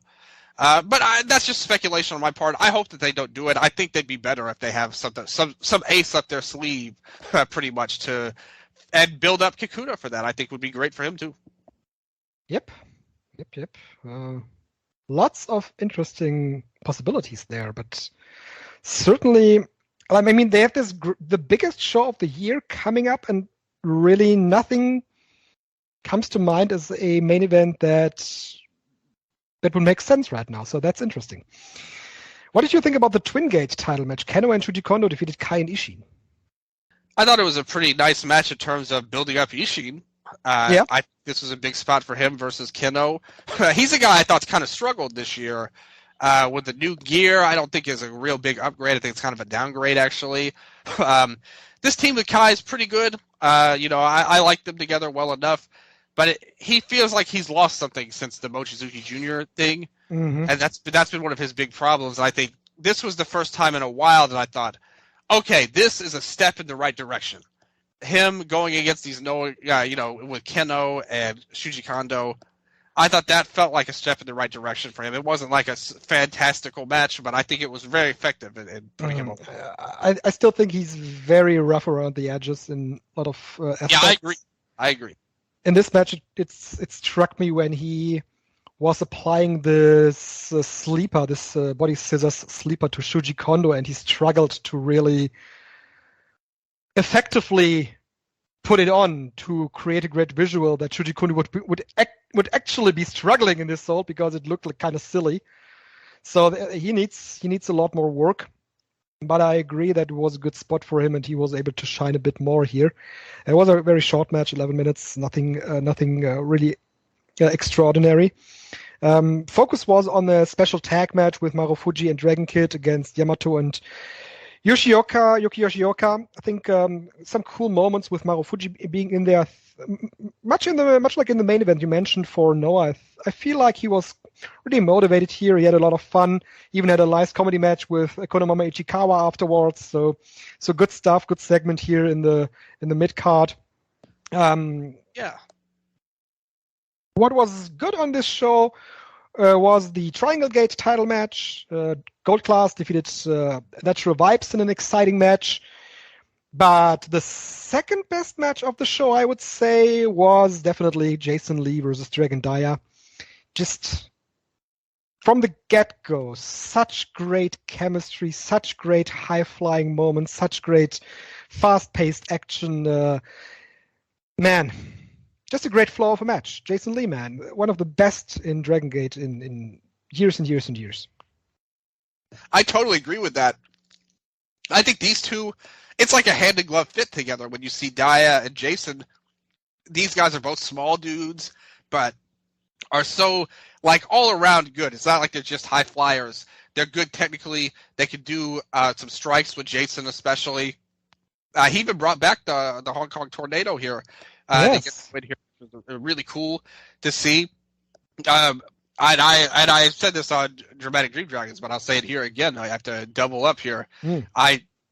I definitely have to say on the Dramatic Dream Dragons, the 5-Star Network, we interviewed Jason Lee, and my question was about the potential for Kung Fu and wrestling to meld more, because that was kind of like my dream when I wrestled, was like Power Ranger style martial arts into wrestling. And he agreed with me that there was a ton of potential for that. So I think my question inspired him to bring back the Hong Kong Tornado here. But it was a really good match. I agree. It was the second best match of the show. Not super long or like a spectacular like match of the year match, but one that was really enjoyable. And just to see these guys, it's like a work of art. Dia and Jason together. Yeah, it really was. Everything clicked so well.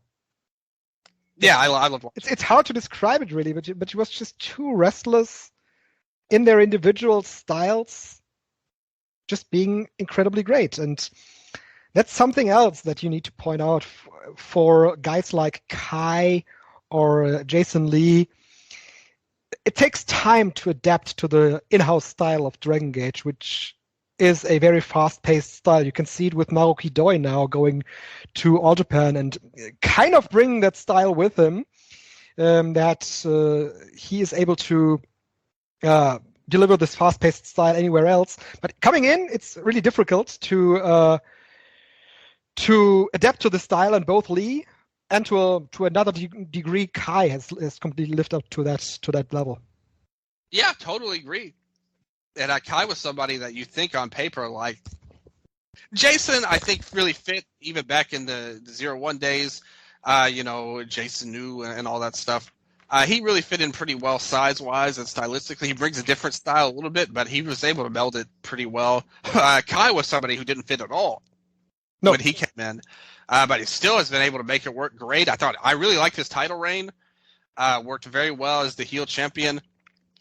Those days are over, but I think still helping out Ishin a little bit is a good spot for him overall. And that's one of the best things about DG. I remember when it was like all the same kind of guys, the mid 2010s, and stuff like that. I was really turned off of the product, to be honest with you, because I thought everyone was way too similar. And I thought that they did a great job of restocking the deck with guys like those two, and also Diamante too. He was on this card. I think he's a guy that is fitted perfectly, coming from the lucha style, being a great base for everybody. There's a lot of different types of people at DG these days. I think they're in a good place as a roster. Jace also said it on Open the Voice Gate. When you look at the roster right now, there is a lot of young talent, and then there is a lot of older talent, and then there is few guys that are left from this mid-2010s era that you mentioned. Yeah. And Jay said that maybe that also has to do with the training, and some guys just got lost and others moved on to other companies. There's definitely a point to what you're saying. Yeah, absolutely. And the rest all moved on to great. Yep, exactly. Yeah, on the topic of great, Dylan, there's one more show that we had actually today. We are recording this just 2 hours after the Champion Carnival final ended, in which we saw the G-Rex champion of great, T-Hawk, being defeated by Shotaro Ashino, who, as we remember, just a couple of weeks ago was carried out in a body bag by the Voodoo Murderers, and then came back to have a great run in the Champion Carnival, lost his first couple of matches, but then won it all, And here, defeated T-Hawk in the finals of the Champion Carnival. And we learned on this show as well that being taken off in a body bag isn't necessarily a sign of being a geek in All Japan Pro Wrestling, because Keno was also taken out in a body bag by Suwama. That's true. So the Champion Carnival final, 26 minutes, ankle hold finish. What did you think? It's nice to have a match that felt like a big match in the tournament, which is Yeah. I liked the last match with T-Hawk and Kento. I thought that was very good as well. But even that match, it was very good. But did it feel like a really decisive match at the end of the tournament in comparison to, for example, like G1 Climax high stakes matches? I think it didn't. No, I agree with that, honestly. I think that when you look back at this tournament, it's pretty slim pickings. If you're talking about something special. Oh, yeah. I don't know if anything, honestly, I would say this has been a very mediocre tournament.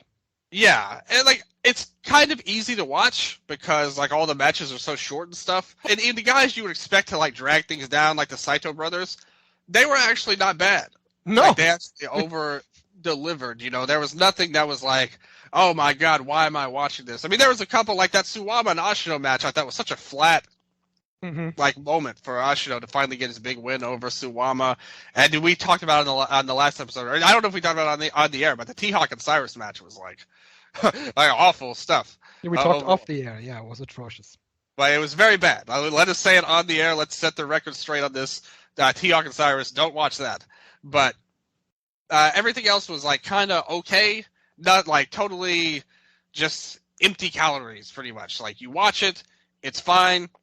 Nothing wrong with it, but nothing you even think about, by the end of the tournament. Like I said, I don't think there's any match I would say is a truly great match in the tournament outside of the final. I think everything peaked at 3 3/4 or whatever. Yeah. Your rating would have to be. But the final was good. I do think that it's a far cry. This match, this was a great match. Don't get me wrong, but compare it to last year's final, I thought last year's blew this one away. Yeah, me too. And that's why I came away from saying this match, I liked it. It had a lot of heat. And in the end, they came around for what they were trying to do with Ashino going for the ankle hold very early on, and then in the end finishing with the ankle hold. The big moments of the match were the kickouts, actually. And Shotaro Ashino bringing back the moonsault press from his Wrestle 1 days. These two have faced off in Wrestle 1, by the way, before, 2018 or something like that. They faced. Definitely big kickouts. Ashino kicked out of T-Hawk's, what's it called? The Night Ride? The Night Ride, exactly. Yeah, it was a Night Ride, okay. Yeah. And T-Hawk kicked out of the T-Bone suplex from Ashino. So that was big moments of the match. Otherwise, I agree with you that it felt somewhat big, but it is very much a compact version of the entire tournament that nothing felt like it had the ultimate consequence to it. And you kind of mentioned it. I mean, the build-up to this was him getting put in a body bag. Last year felt like an epic tale of Yuma finally taking the steps to the next level. Here it feels like a guy who's been a geek forever, and now suddenly he's winning the tournament. Pretty much, it's this was not built to very effectively at all, and I think it shows. And the attendances of these shows were not good for most of the tournament. This one was very good, actually. 2,437 fans, second best attended Ottawa City General Gymnasium show of the year. The power of T-Hawk in the main event here, obviously, but Ashino as well. I think this was an interesting final. When it got announced, I don't think anybody expected this to be the final. No. T-Hawk versus Ashino. I think that's interesting. You get a guy who has a fan base. Both of these two have dedicated fan bases, and they showed out here. But I do think that the build up to it would have been a lot better throughout the tournament if they had not done how they had not used Ashino how they did for all of those months leading into it. And there were some interesting moves made in the tournament. They tried to, elevate some people, give them some points. You know, again, like Rei Saito, they gave a lot of wins too. I don't think a lot of people expected that. You know, and he did good. I was just going to say, I think he developed to be quite a solid pro wrestler. Yeah, I thought June was pretty good. Like, he wasn't bad at all. No, me too. They both going for him. Yeah, and those are the two guys you would point to probably heading into it. Like, oh, if you're going to see some bad matches, like it might be those two. But they delivered fine. But there was nothing special, even from the guys you'd expect. Like Yuma, like he had a couple of good matches at the start, but really fell off the radar quickly. Kojima, I was questioning, like, does he even want to be in this tournament? Like at half the time. He had the one good match with Yuma Aoyagi. Like I said, Yuma had some good performances. He did the best he could, but wasn't really put in a position. It's like he was eliminated by the final day, and it's like he wins with a roll-up on Yoshitatsu by the end. It's like, what's going on here in this tournament? Yeah. And B Block was a little bit crazy. You got some wins for Omori. He did better here than he did in the junior tournament, where he went winless. So that's something. The other Omori went winless. Yeah. One Omori must go winless by law in every All Japan tournament, no matter who it is. Those are the rules. And you have to wonder, too, what would this tournament have been like if Nomura hadn't have been injured? Yeah, that would have been my next question. Yeah. But I struggle to imagine that Naoya Nomura would have been in the final. Man, I mean, who knows right now with this tournament? I mean, this was a weird tournament. I think that's safe to say. Honda got some big wins, too. He was alive on the final day. Mm-hmm. Lost to June there. Nomura, I mean, if he was in B Block, I don't see why he couldn't have been. like Ashino won the tournament. Yeah, Ashino won the tournament. Yeah. Yeah, so it's like, that would have made somewhat sense, but I don't know. I think the answers for Ashino, that will come after the title match versus Nagata. Like, what does this really mean for him overall? Because if he just goes out and loses, it's cool that he got to win the title. I mean, he sold it so well. That was one of my favorite parts of the whole tournament. He was hugging the trophy, looking like he was in tears. He made it feel like a huge deal for him, and that was so cool.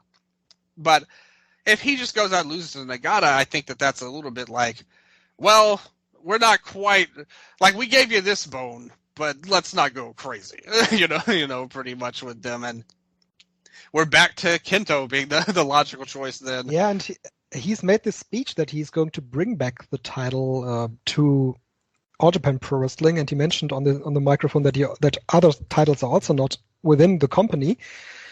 But that is so weird because they've created this group, Zenichi Shinjidai. I was thinking that same thing, yeah. Just specifically for the reason to bring back the titles, and now Shino is standing there and facing the guy from the outside, and that ties in with another core storyline of this show, with the Voodoo Murders being the home team that defeats the Outsiders in Congo, which is such it's such an illogical dynamic for them to be the faces in this situation, and they don't even wrestle like faces. They are supposed to be the good guys, but they are the bad guys at the same time, and nothing works out really well there. I think these two matches sucked the air out of the building.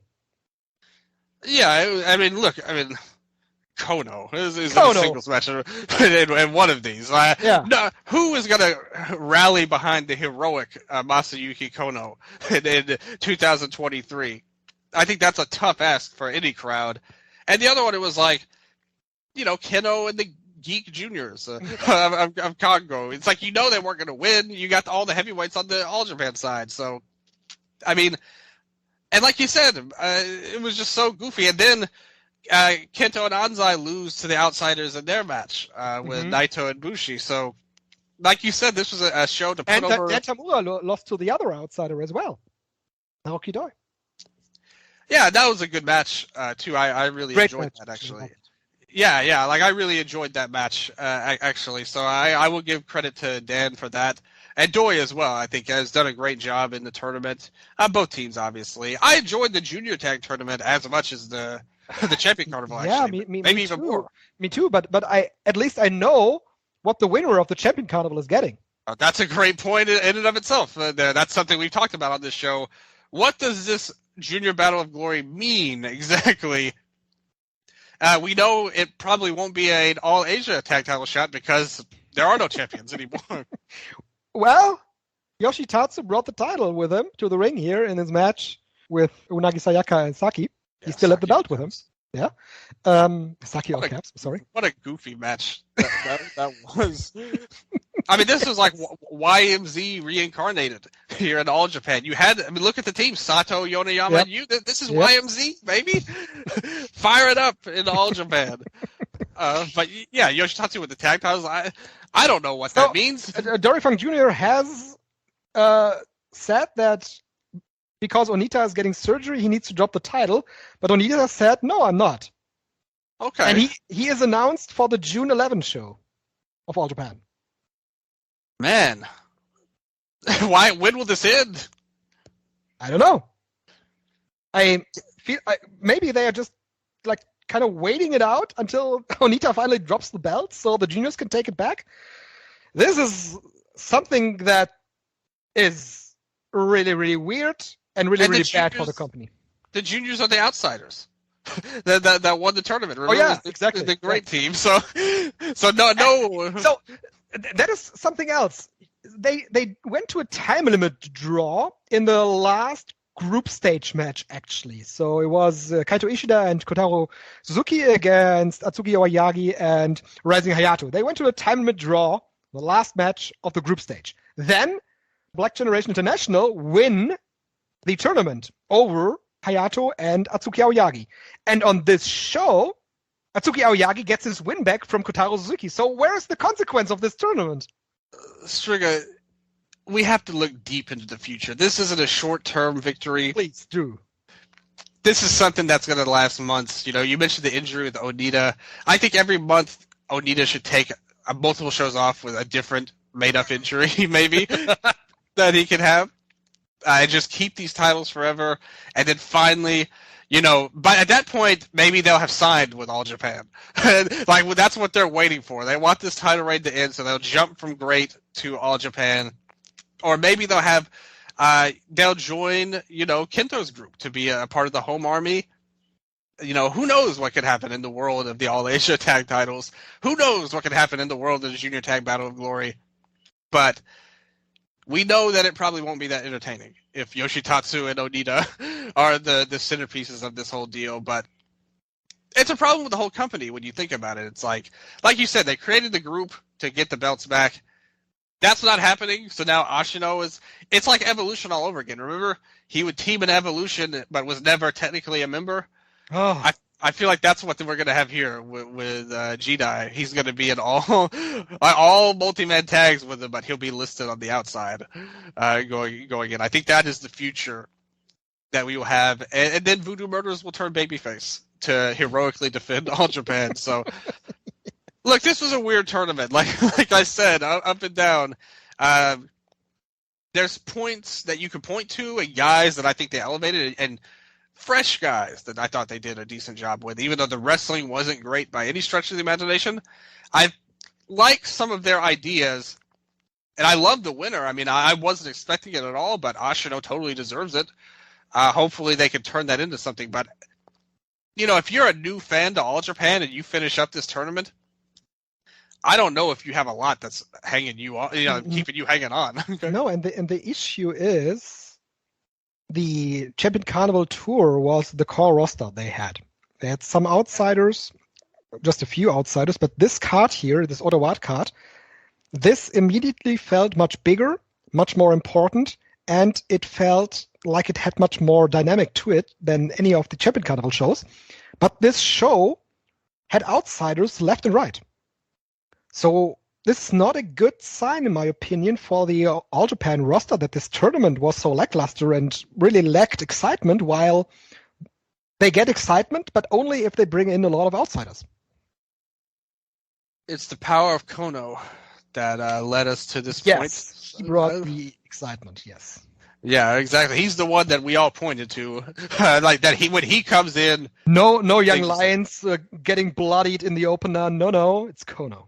Oh, that was man. How good is Inoue? And I think that he's improved his hair already. Now the time has come along, but he was working. Even remember that match with Bodyguard was on the tour. They randomly brought Bodyguard back in. It was Osaka. Yeah, it was in Osaka. Yeah, you're right. But yeah, I thought Inoue did very good against him there. Even the old timer himself.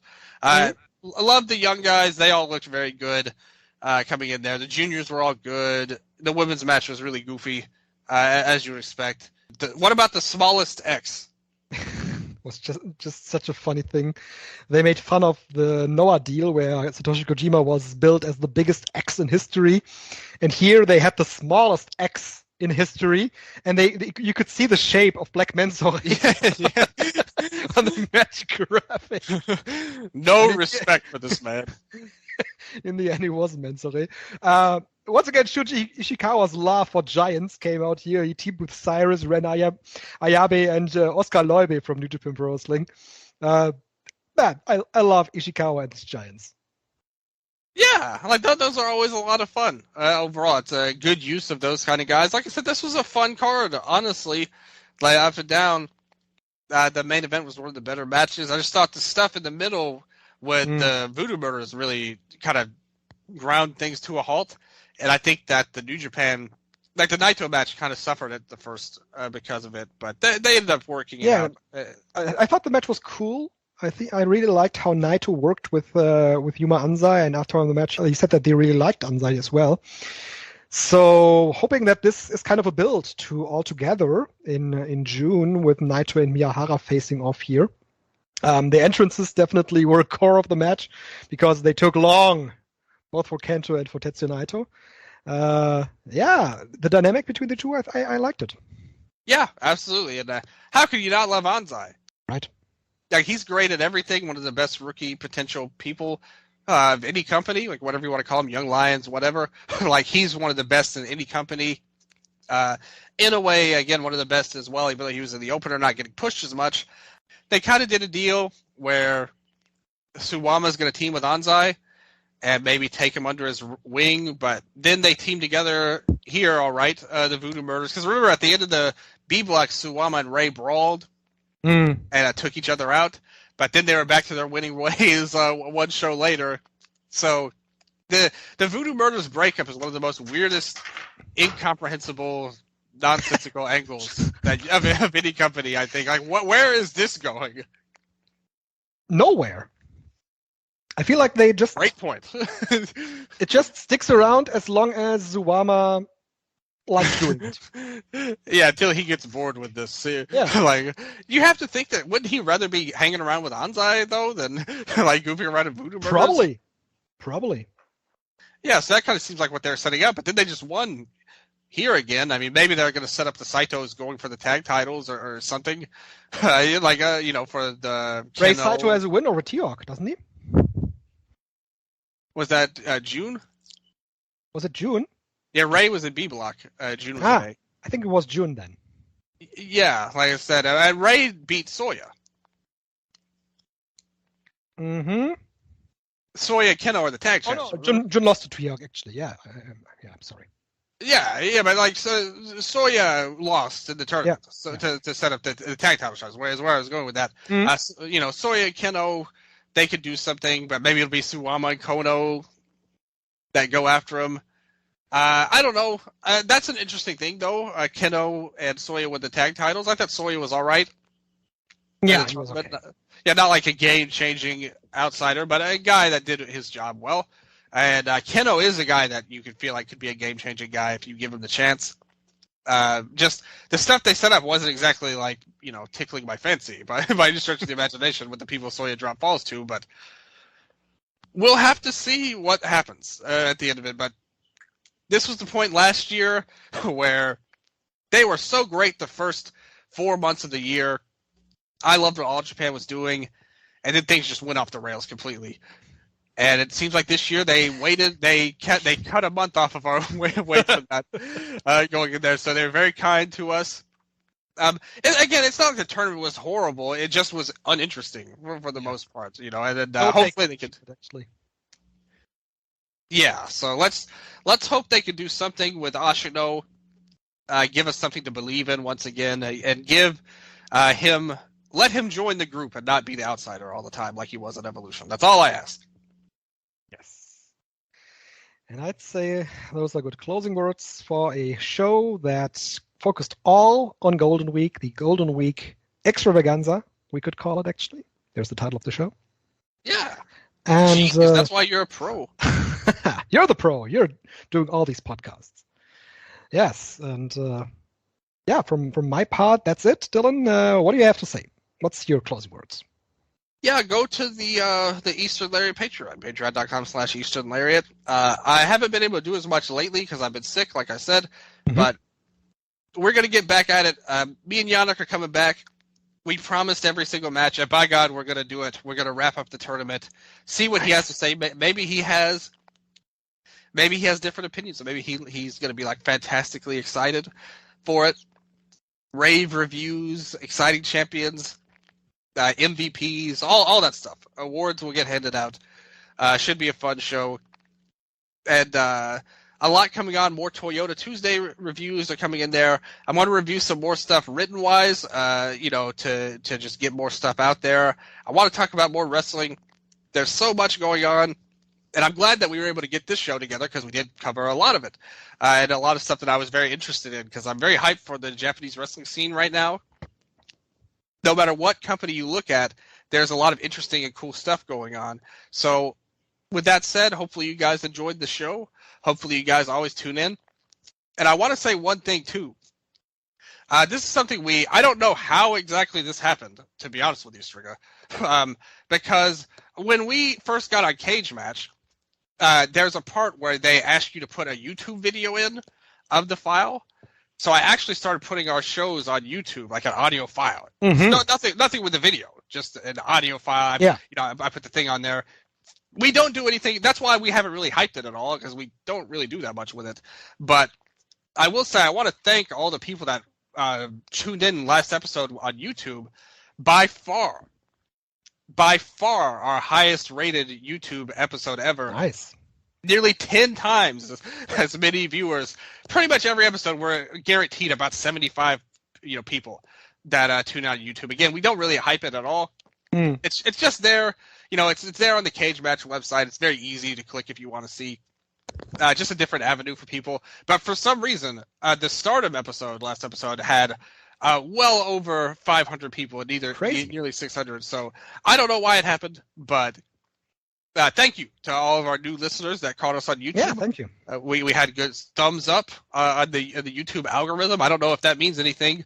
We're not the most technologically sound folks, that do podcasts or anything. But thank you to all of our new listeners, and hopefully all of our regular listeners on Cage Match, on the Spotify feed, the iTunes, MLW, all that stuff. Thank you guys for tuning in, and hopefully you enjoyed the show and can't wait for us to be back. Just like I can't wait either. Absolutely. Great closing words on your part. I enjoyed this show, going over all the happenings in Golden Week. Dylan, enjoyed to be back with you, of course, once again. So I hope everybody enjoyed this. Thank you all for listening, and goodbye. Sayonara.